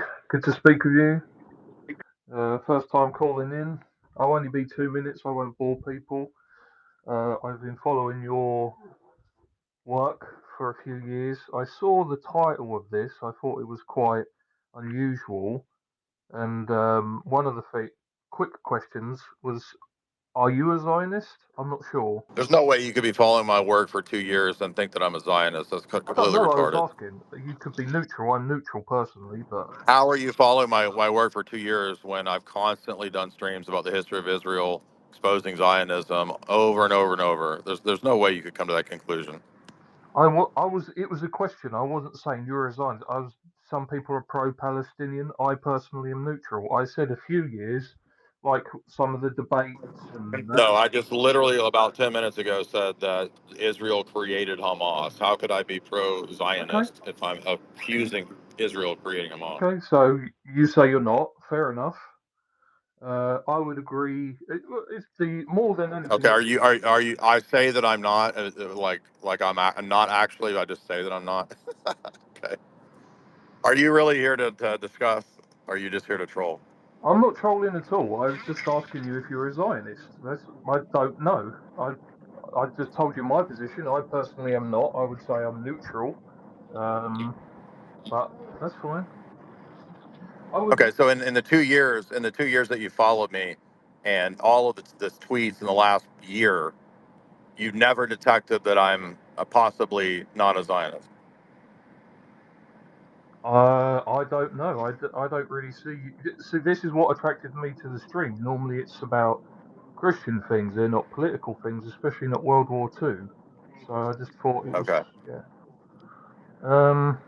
I right. agree. Eugenics isn't Christian. I personally am Protestant. We'd have a lot of disagreement there, but that's not the topic tonight, so I won't spend time on that. But I think there's been a lot of What's talk. your disagreement? Wait, what'd you say? I said I'm Protestant. I'd have a lot of a disagreement with you on that. But tonight, as you said, it's not about PSA or anything. It's about World War II as well. Well, I mean, orthodoxy is listed. Orthodoxy is listed. So, I mean, I'll talk about whatever. I mean, do you believe Jesus was damned on the cross? Do I believe Jesus was damned on the cross? I think he's probably suffered the wrath of God on the cross because that's what it says. The human part. Okay, so when he's suffering the wrath, does that mean that God the Father turned his will against the Son? I think what it means is, from my understanding, we need a savior, and he acted as that savior, a sinless sacrifice. He took this punishment. Did he take the punishment that was due to us as the Yeah, punishment, damnation, and rejection by I believe God? so. Okay, so he was damned by God. That's yeah. We're using different language for the same thing. The wrath of God was put Well, on. I just asked. It's your language. I asked you if he was damned, if that's our punishment, and you said yes. And I said, was Jesus punished in our place? And you said yes. So was he damned by God the Father or not? I think so, because it also talks about him descending Oh, into. okay. So you're anti-Trinitarian. So you believe that one person in the Trinity Uh, damns the other person and rejects him? I don't. No, I'm not anti-Trinitarian. I believe in one God, three persons. Okay. How does one person damn another person in the Trinity and you're not anti-Trinitarian anymore?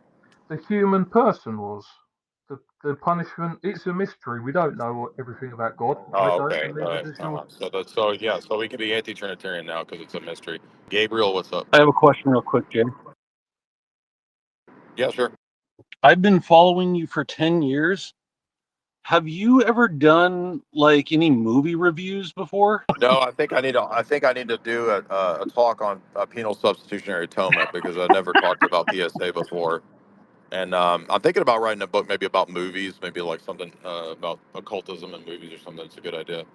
Kat, I'm you. Hey Jay, how's it going? I'm doing well, man. How are I'm you? doing well myself. Glad to be back, and I'm enjoying the spaces. I wanted to cross-check one of my perhaps beliefs. You could say it's a belief. I don't hold fast to it.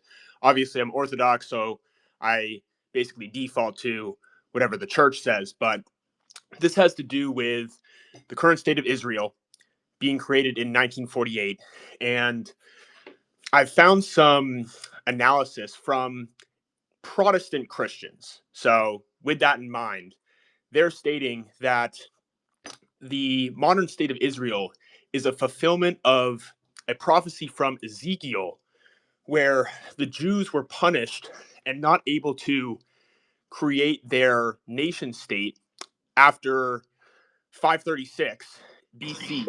No. By the way, the answer is automatically no. It's not fulfillment of Ezekiel.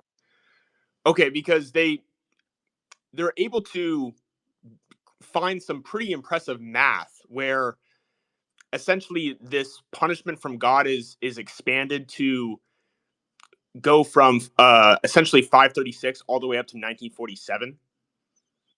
No, that's all just propaganda that they were putting out. Protestants were putting that out to support the nation state of Israel, which was a UN operation and a Rothschild operation. It has nothing to do with God. It has nothing to do with Christianity.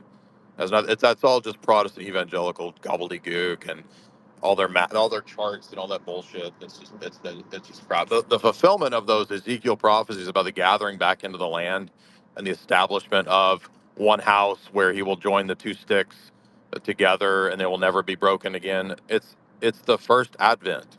It's the book of Acts. If you look at the way in say Peter's sermon in Acts 2 or the way that Stephen gives his sermon later on in Acts, what is it, 7 or 8? I mean, those take all of those Old Testament prophetic texts about the gathering together in Israel and the building up of the tabernacle of David. Peter cites that later on in Acts. That's all interpreted as the first advent and the book and what's happening in the book of Acts. So that gathering together and that new covenant, that new Israel, Jeremiah 31, Jeremiah 33, the Masoretic text, that's happening in 33 AD and 70 AD. That's Pentecost. That's the first advent. And all these gobbledygook evangelical goofballs hinge all of their stuff on postponing all of this first advent fulfillment. That's why they don't believe in the church being the kingdom. They think the kingdom is this end of the world reality, and they've missed the kingdom of God that Christ brought at his first advent. The divine liturgy is the marriage supper of the Lamb. It is the kingdom. And these goobers can't see it. Julius, unmute. Are you there? Hey guys. Guys, when you go ahead. Oh, Jay, I wanted to say I've listened to you for 60 years. And are you a Satanist? I'm a Freemason and I work for the KGB and the Mossad together. So all of those things at once. And yes, I'm also a Satanist too. Fucking knew it.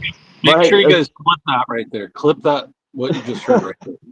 So jokes aside, I want to just kind of, You don't have to clip it. It's already recorded. yeah. This will be live forever. So I just quick note to the AI thing. I know you guys with your debates and stuff. I've seen you guys kind of be able to tell if somebody's argument is from Grok or.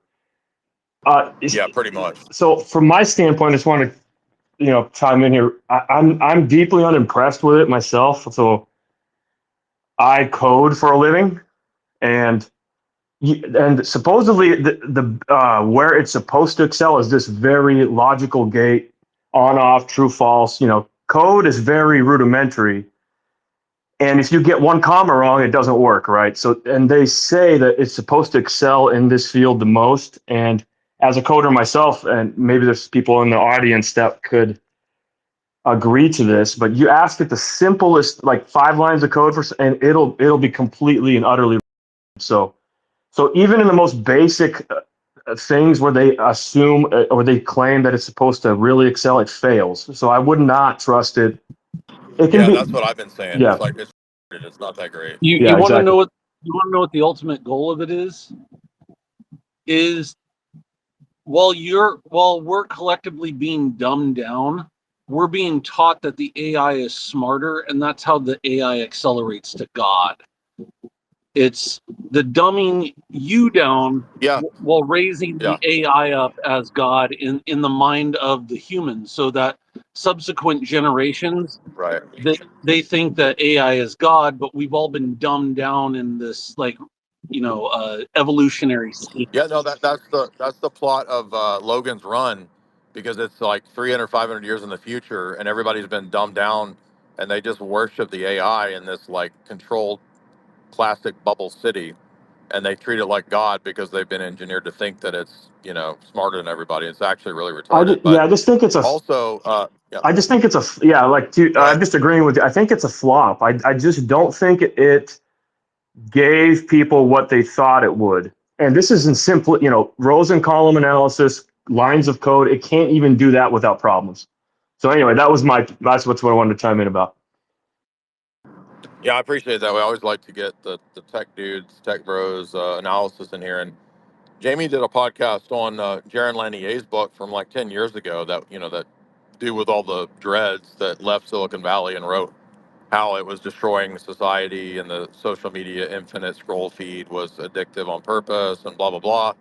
And the last chapter of the book is about, he says, Silicon Valley is going to create a cult around AI, and they're going to try to get people to worship it like it's a deity, even though it's not, and it's kind of stupid. That's what he says. Isn't that the last chapter? Yeah. So you nailed it there, Serge. Julius, what's up? Yep. How's it going? Good, man. What's up?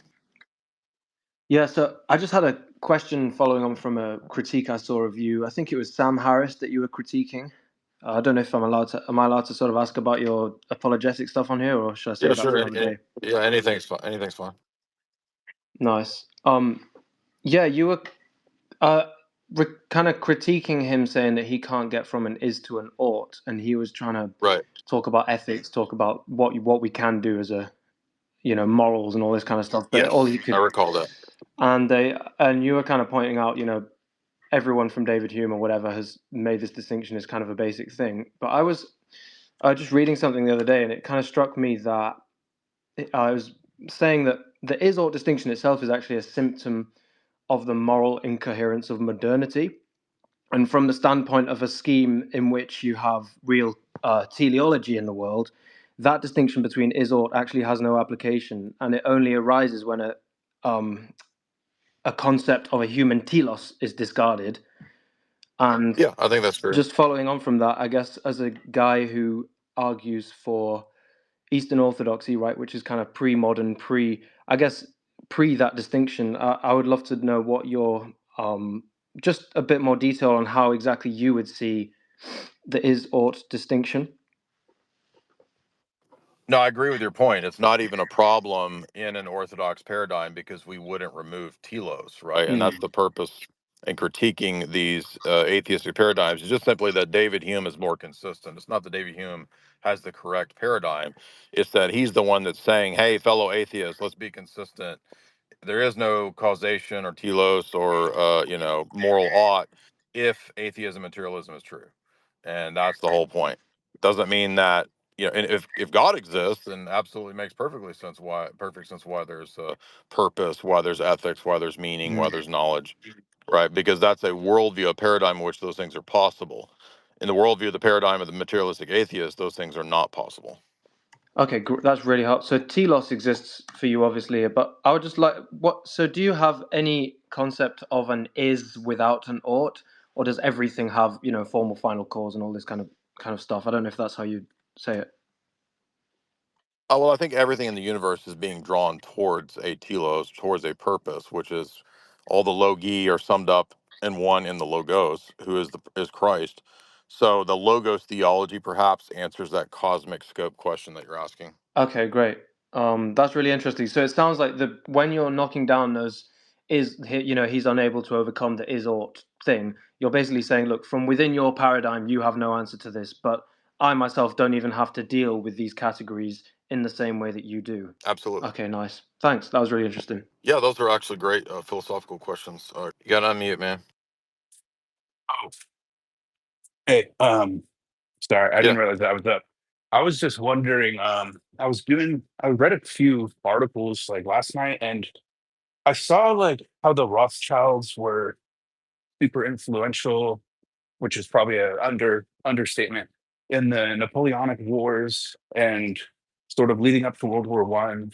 They were bankrolling France, they were bankrolling Britain, and sort of everyone knew they were bankrolling opposite sides, but I think someone in Hmm. Britain sort of gave them titles, like gave a lot of the sons and stuff titles, despite that.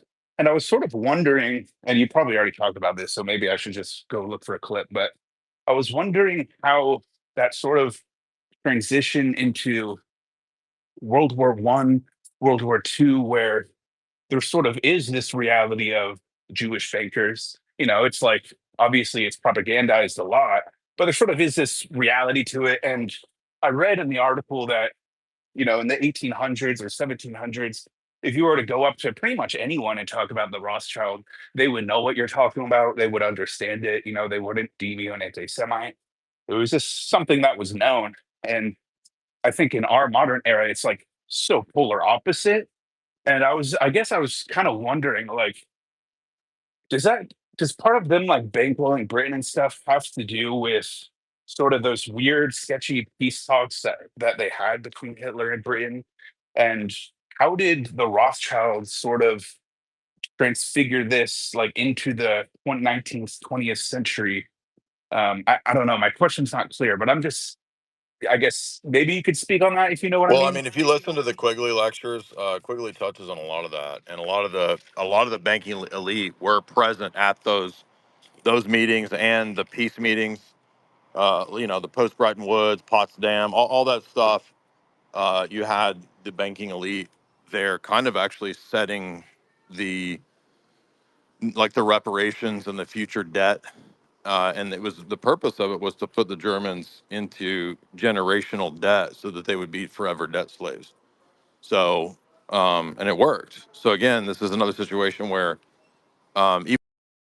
even if we grant that motives and he really against his supporters and the people in England that double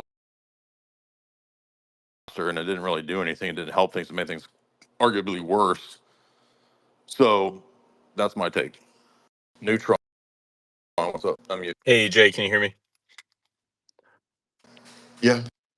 So I'm just curious to get your take on the seeming relaxing of the censorship regarding talking about the Jays, because I think you can agree that for the longest time, post World War II consensus and all that, um, and certain historical events being talked about or propagandized to make everyone afraid of talking about that group, and now suddenly it's like on Instagram, every other reel is about those people.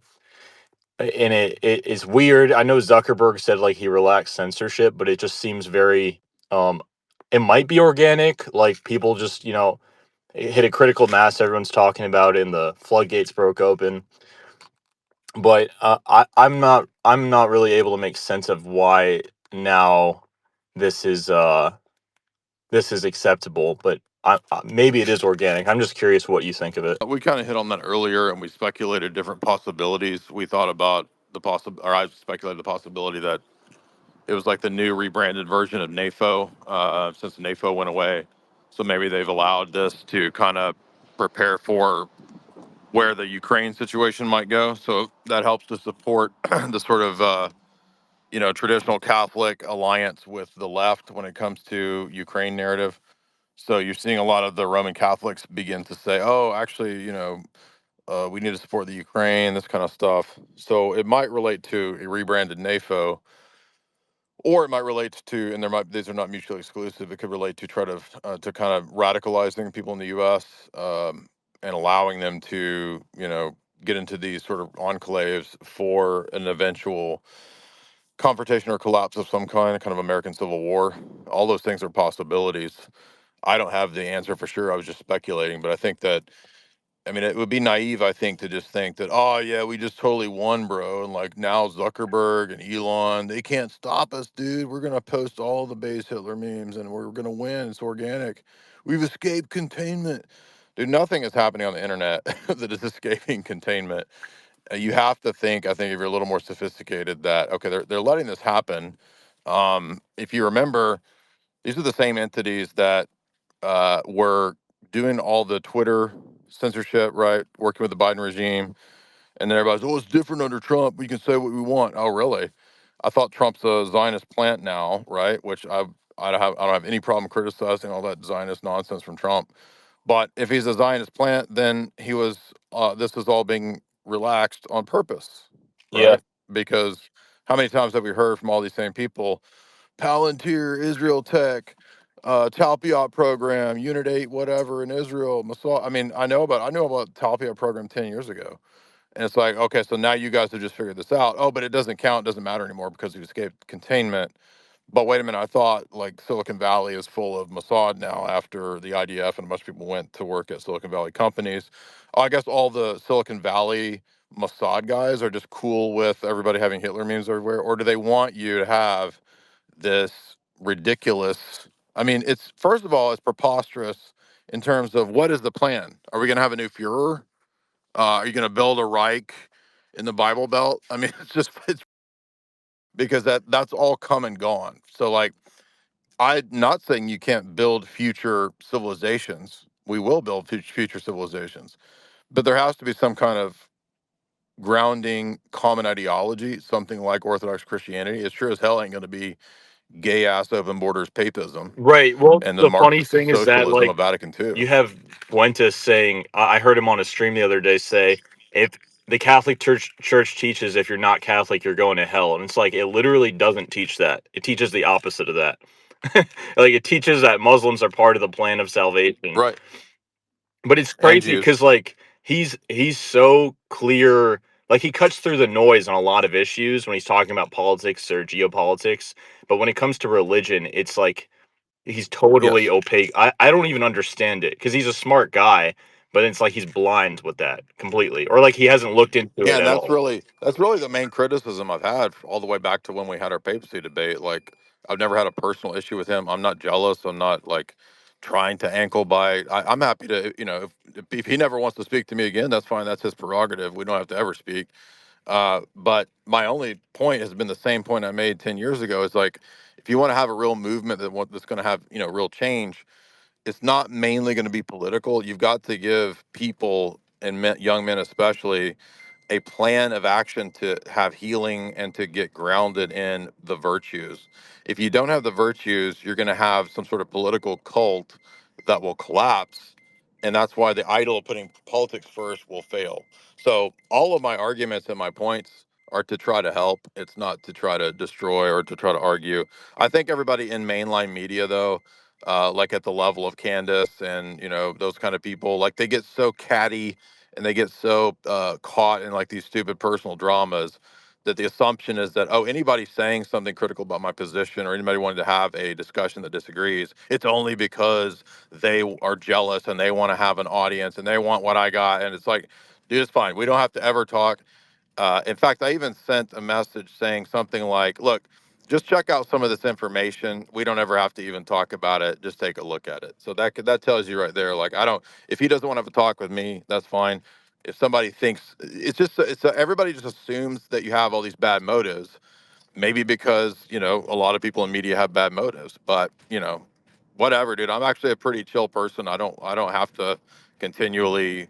I don't harass people and like constantly talk about this or that person or creator or whatever. I put out my own quality content, very, very little drama. I will debate anyone, but that's on the issues. I don't debate and go after people's personal lives and stupid ass drama, shit like that. That's not what I do. Yeah, so real quick, you've interacted with a lot of Catholics who used to be Catholic. Like, what is that blindness? Like, it's clear as day that the Vatican teaches syncretism now, but then you have people acting like it's the trad, like lead-based West thing, and it just seems like complete insanity to me. I mean, it's right there. You know, you don't have to dig into some like esoteric text to find that the Vatican teaches this. They basically advertise it now.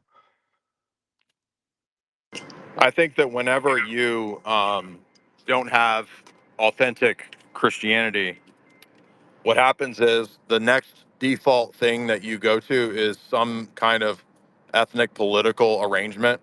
And the ethnic political arrangements are good, they're not bad in themselves, but they kind of become the default thing that you then worship. For example, we saw the exact same modus operandi amongst the Coptics and the Muslims, right? So all these debates I've had with Muslims, and then the last year or so of interacting with these lunatic Coptic people, they act exactly the same, and it's a weird gang mentality of sort of protecting the tribe or the group first.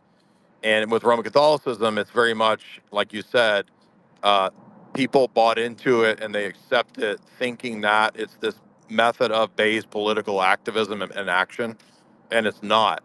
And so what happens is they get in this mode of doubling down and tripling down because they're really, really invested in it, and they think that maybe they can change it, maybe they can fix it. But all of that is just the stages of cope that you go through. And I know because I went through it. Like I used to be the Bayes Tradcat guy. I had a Zionist, anti-Zionist blog in 2007. I got people calling my work, trying to, get me fired from where I worked at the paint store back then. Because he's a neo-Nazi because he's talking about Zionism on his blog. And I mean, it wasn't a huge blog, but I was getting linked by InfoWars, and I had a lot of Ron Paul stuff on there. I was getting, thousands of views a day, and it was enough for people to try to ruin my shit all the way back in 2007. So like, I'm not new to all this stuff. Like I experienced all this stuff firsthand. So I think that what happens is people are so locked into a frame, a worldview, and you notice the actions, and it's just how humans operate. It's the same with the Hitler worshippers, a religious commitment that's part of their identity, and they start to feel like if they're cracking that or quote attacking it when you're just asking questions, it could be a form of attack, could be a form of subverting the ideology or whatever. They take it personally because you're attacking their car, and that's the problem. Is that you're not an ideology, you're not something of who you are as a person as made in the Bible. Then you're not going to be spoken about by identity ideologies that will, basically contribute. So they have to actually undergo. Jordan Peterson had a really good talk on this. He says that when you have a change in your goal or your paradigm, it's like a mini death. You undergo something akin to a mini, death experience. And the emotions that follow that, you have the grieving period, you have the anger, all of those phases are exactly what happens when people have a paradigm or a worldview change.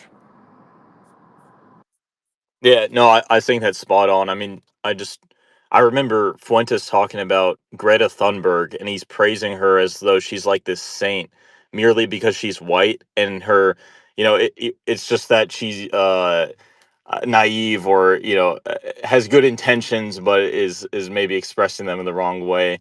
And it's just so ridiculous, dude. It's like he makes like a cult or an idol around race, and he's like selling it to his viewership, but it's obviously nonsense. I mean, just because you frame something as empathy doesn't make it virtuous.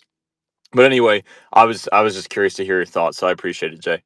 Go ahead, John. To the guy who was talking about the Rothschilds during the Napoleonic era, you could look into what's called the Marlborough House set.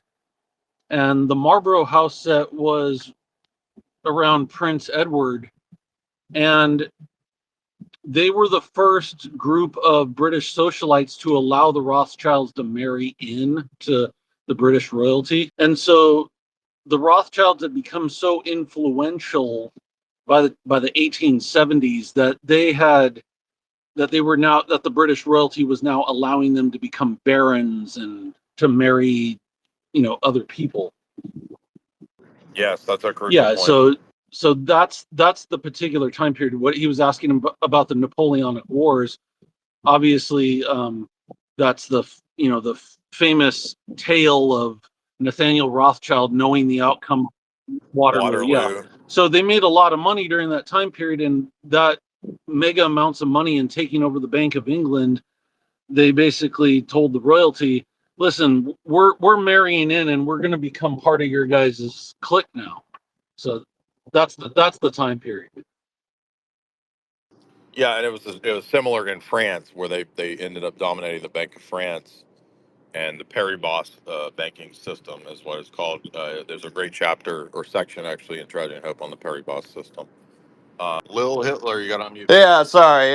Hey, what's up, Jay? I'm Orthodox, so I'm glad you do the work that you do. But I am also a Groyper too, and was just I scroll through X a lot. I'm a big X guy, and I was just wondering because like I just started scrolling and I started to see you like just bashing Nick out of nowhere, and then right after Where did that, I bash? what? Where's the bashing? Huh? Where's the bashing? I know. I just I saw like some clips. Well, no, someone put in a super chat and started talking about you, and then I guess he said something that was like that probably caught you off guard. Maybe it was in the wrong way. You took it the wrong way, or maybe like it was just actually just like actually uh Where did I bash Nick other than saying that I disagree with the Vatican?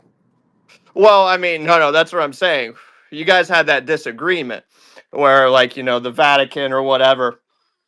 I'm just saying it just seems like really timely because now you're coming out with all of this like, oh, I'll like debate any anti-Semite or Nazi about what the Nazis are doing and like. I just debated tons of Zionists a couple weeks ago. So what do you just didn't pay attention to any of that? No. Maybe not, but I am saying that like I was as I scroll through Twitter, I don't really see your name that much. I don't really see anything going on. And then you and Nick are in this beef, and now you're talking about NAFO and how they're all like pushing us to be anti-Semites and pushing us to be Nazis. I was just wondering like, Oh, so is that not happening? I mean, you call yourself Little yeah. Hitler and National Socialist, Well, okay. so that's not happening, even though No, that's that you. is happening. No, that is happening. And So wait a minute. So I was falsely accusing people of things that are really no, you're happening. not falsely accusing. I never said you were falsely accusing anyone. I said you So it is yeah, happening. yeah, Thank you it for is admitting. I happening. appreciate You that. know, you don't Okay. got to get like butthurt about it. It is happening. Well, I'm not buttered. I mean, dude, you sound like you're drunk. I'm not buttered. I'm trying to make sense of where you're going with I it. know. I'm just saying, like as a normie, I see that okay, that I'm just some right wing guy, and I get into Christianity now. I'm a Christian, and now I see all about this stuff about Hitler, about how the Jews and the Talmud they hate Jesus Christ, they think he's burning in hell or whatever, and it pushes me to be this guy that's like like fuck these guys. They do a lot of stuff with foreign policy and with immigration and about you know Okay, and you're Orthodox. When did you become Orthodox? I was raised Orthodox. Actually, I'm Greek. I'm Greek Orthodox. Uh huh. Uh huh. But anyways, what I'm saying is like, And do you actually believe Orthodoxy and attend the Orthodox Church, or you just cradle Orthodox? well, no, I don't attend Orthodox church, so whatever that is. Then. Okay, so you're not actually Orthodox. No, I have attended before many times as a kid in my life, yes, and throughout my life. I just don't attend Right. regularly. Okay. Yeah. So why am I bad? Because you saw in the Twitter feed that I mentioned that Nick's Vatican won't solve the problem, so that makes me bad. Is No, I'm not saying you're that bad. I'm right? just saying like what's like what's the angle? You just like all of a sudden like got into a beef with Nick, and now you're attacking all of No, the I didn't people. get into a beat. No. So you don't even know what happened. My Clips channels posted the old debate with Nick, Hmm. and Nick thought that I ran my Clips channels. I don't run the Clips channels. There's like 10 of them, and I don't run any of them except one called J Dyer Live Streams and Absurdities. Hmm. So Nick thought that I put this up to provoke him, and he said, "Dyer's a coward. He's just trying to ankle bite." Hmm. And my audience and his audience said, "You should debate Jay again." I said, "I would debate him." And that turned into, "Oh, he's ankle biting. All he wants is a debate with Nick." I DM'd Nick and I said, "I am not ankle biting. We can have a friendly conversation. It doesn't even have to be public. We can have a private chat."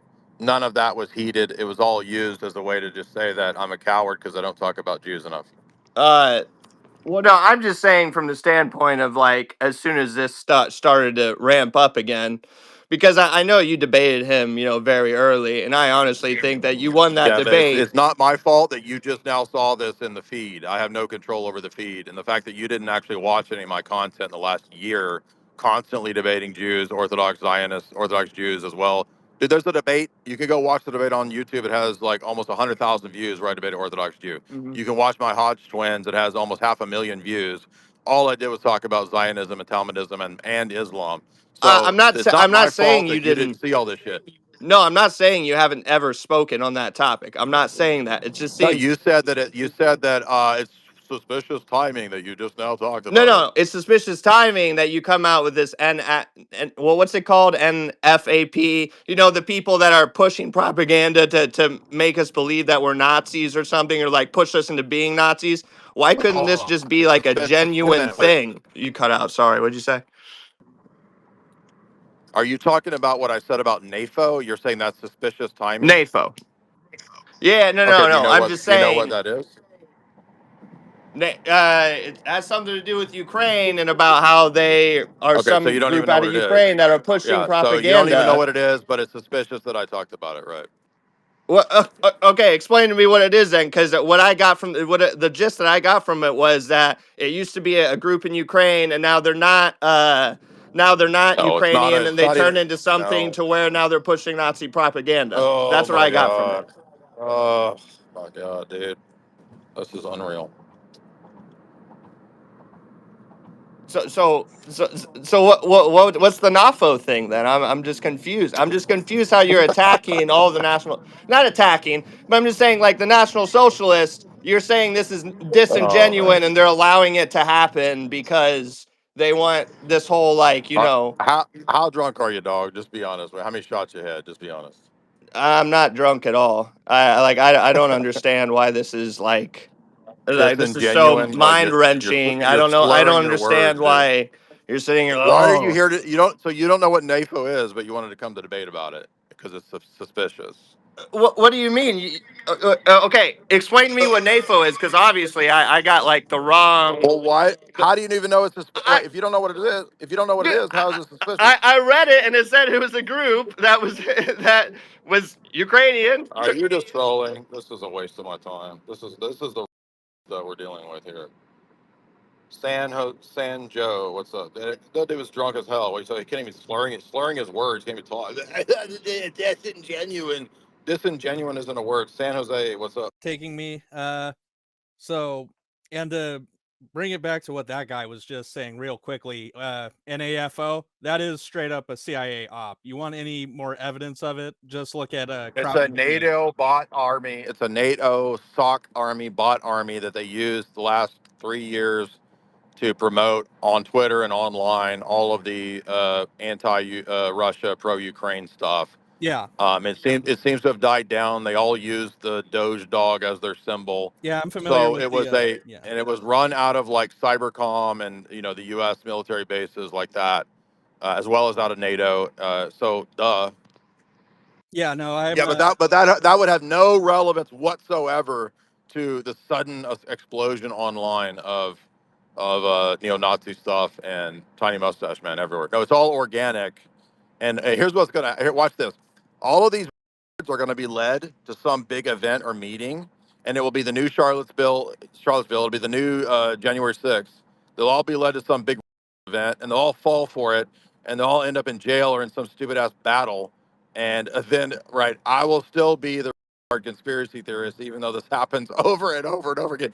These people are so stupid with no discernment that they're going to be their own worst enemy. By the way, I said this about Charlottesville in 2016. I said, you idiots are going to go and you're being entrapped by this fat who's organizing the event that was a Democrat a year ago. And now you believe that he's suddenly a beige trad, Hitler bro or whatever. You're all going to be entrapped into some stupid thing.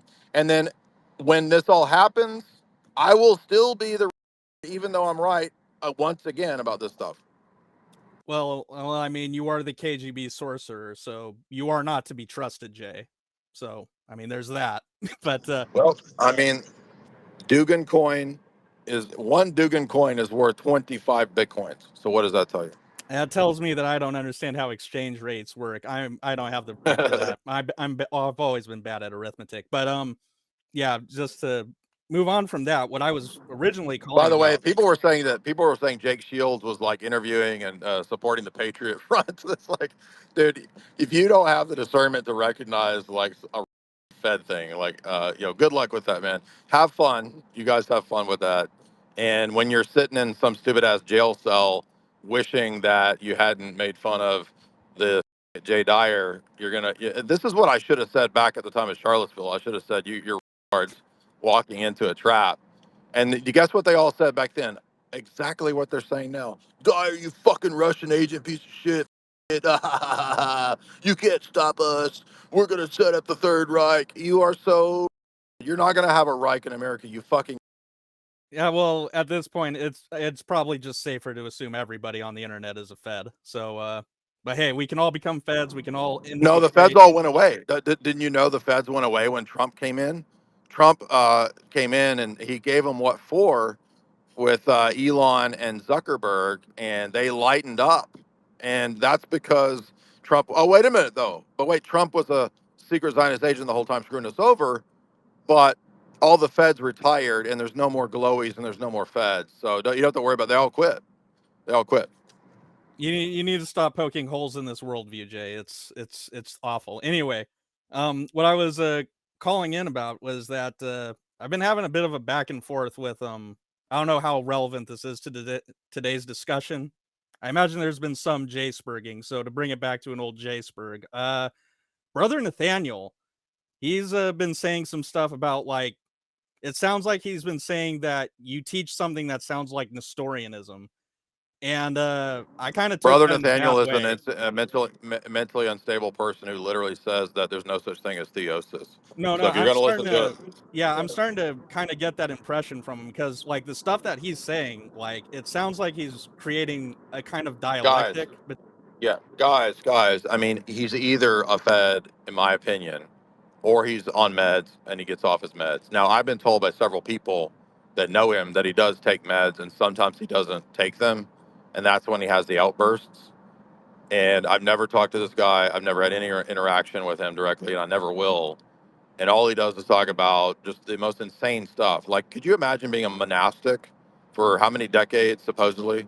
Even though he's not actually under any bishopric, he's not under any, headship at a monastery, but he's supposedly a monastic. But that's all fraudulent, by the way. And he says, literally, I have the tweets. He says, Orthodoxy does not teach theosis. That's pagan. Imagine being Orthodox and saying that we don't teach theosis. It's just like the most unbelievably fundamental blunder that should immediately be a giveaway. Like if you see, I mean, why would you continue to listen to somebody 20 years supposedly a monastic who says that we don't teach theosis? I can't understand why anyone would continue to listen to somebody like that. It's just so fundamentally preposterous. I don't understand. Troy, what's up? Yep. Hey, so last time I was here, I said what we learned from history is that we don't learn from history. And I think what we've learned from the past several spaces, that's absolutely true. And it's worse because they don't want to learn from history. And I have 2 points, if I may ask you. Sure. So I'm a fundamentalist and a first principle thinker. And I find it because I've been listening to for quite a while. And I find it fascinating how people will come to conclusions and solutions, but have no evidence to support it. And they don't even ask the basics. And like, what's your thoughts on people having solutions without even identifying the problem. I've never heard anybody even. I mean, we asked multiple people from all these spheres when they came in to propose their solutions, and nobody could even state what the platform or the game plan was. So I'm waiting to hear what the solutions are. The one thing I heard was we'll have a Christian futurism, and then I asked, "What's Christian futurism?" I don't know. So yeah, good luck with that. I mean, we have actual solutions when we talk about an actual incarnated physical church, the Orthodox Church. That's a real existing thing. It's really in all the cities, but for the most part, that you could actually go to. Uh, what's the other one? We're going to have a Führer, really? Who's going to be the Führer? Are we going to replace the Senate and the Congress? Are you going to overthrow the military? Are you going to do it with the Atomwaffen and the Patriot Front? I mean, it's just so stupid. But Kairos, what's up? What's up? Happy to see a space like this that focuses on men's issues. So I was curious about something. So if someone is Orthodox and but they go to a Catholic church, what is the Orthodox position on that? You cannot do that. That is a canonical violation. Okay, I'm just curious. Thank you. Yeah, I mean, we believe communion is a very serious thing. And, when you commune, you're communing with, Leo and Francis and all that stuff. So you can't partake of that spirit. So it's more of a protection against you and the people. It also gives the impression that we all have the same common faith, and we don't. Bob, what's up? I had a question about tag. So I've had I understand it pretty well, I think. But I was wondering how does it kind of tie into the overall theory of justification? Because I know you're not a coherentist per se, but would you say that that's still your kind of solution to inferential justification, like the infinite regress type stuff? Father Deacon, you want to handle that?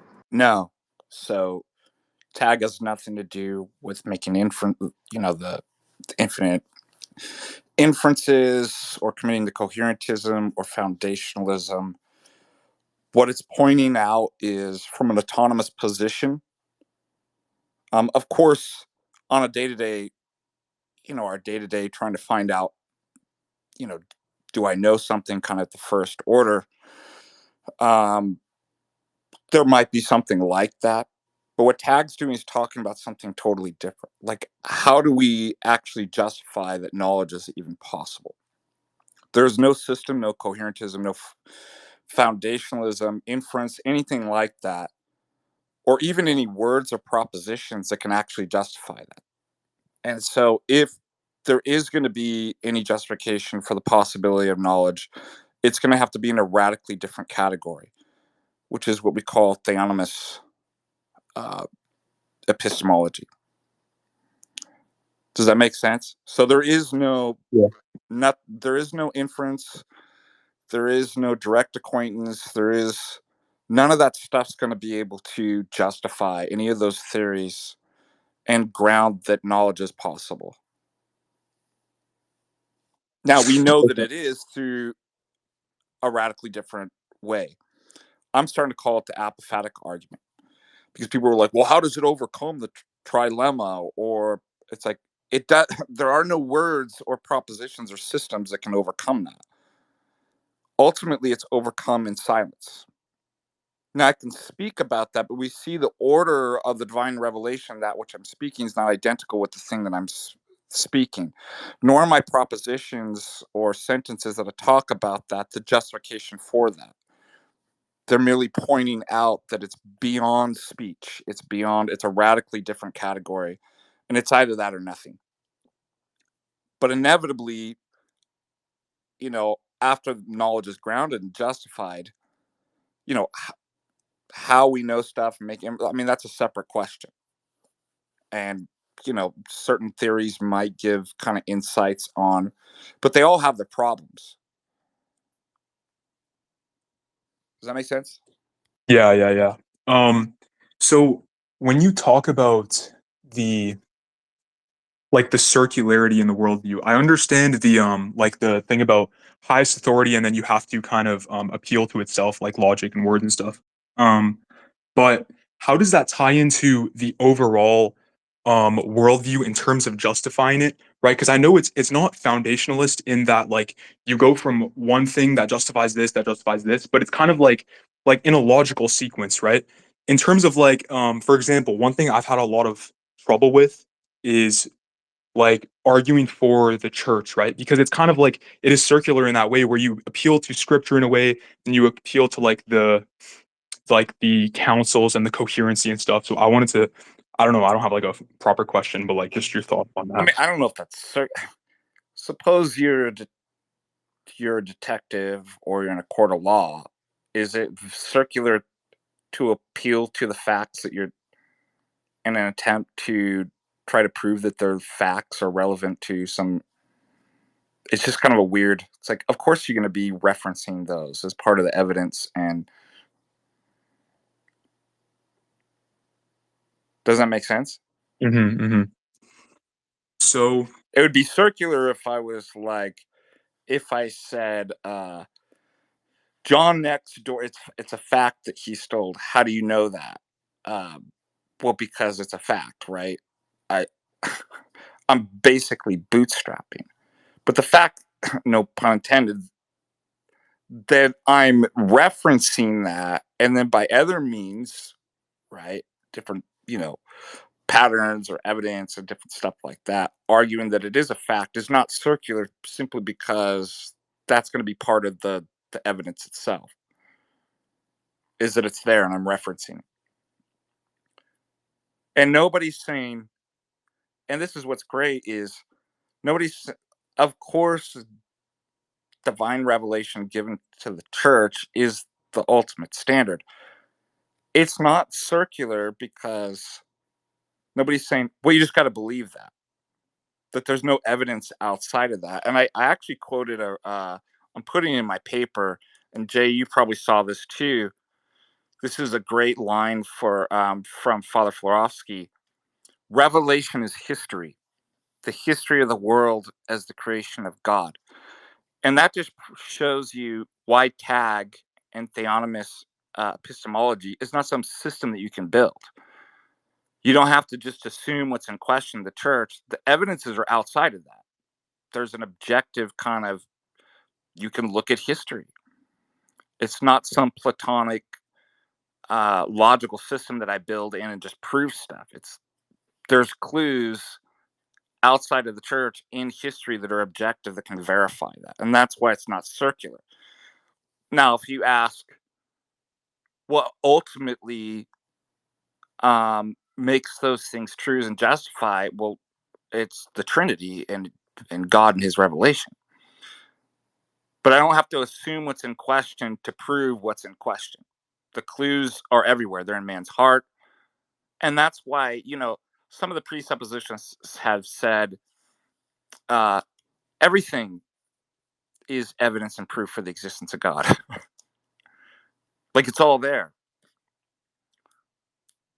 And that's why right. it's like, it might be at some level self-referencing, right? Like, what's the ultimate epistemic principle? What's the first epistemic principle?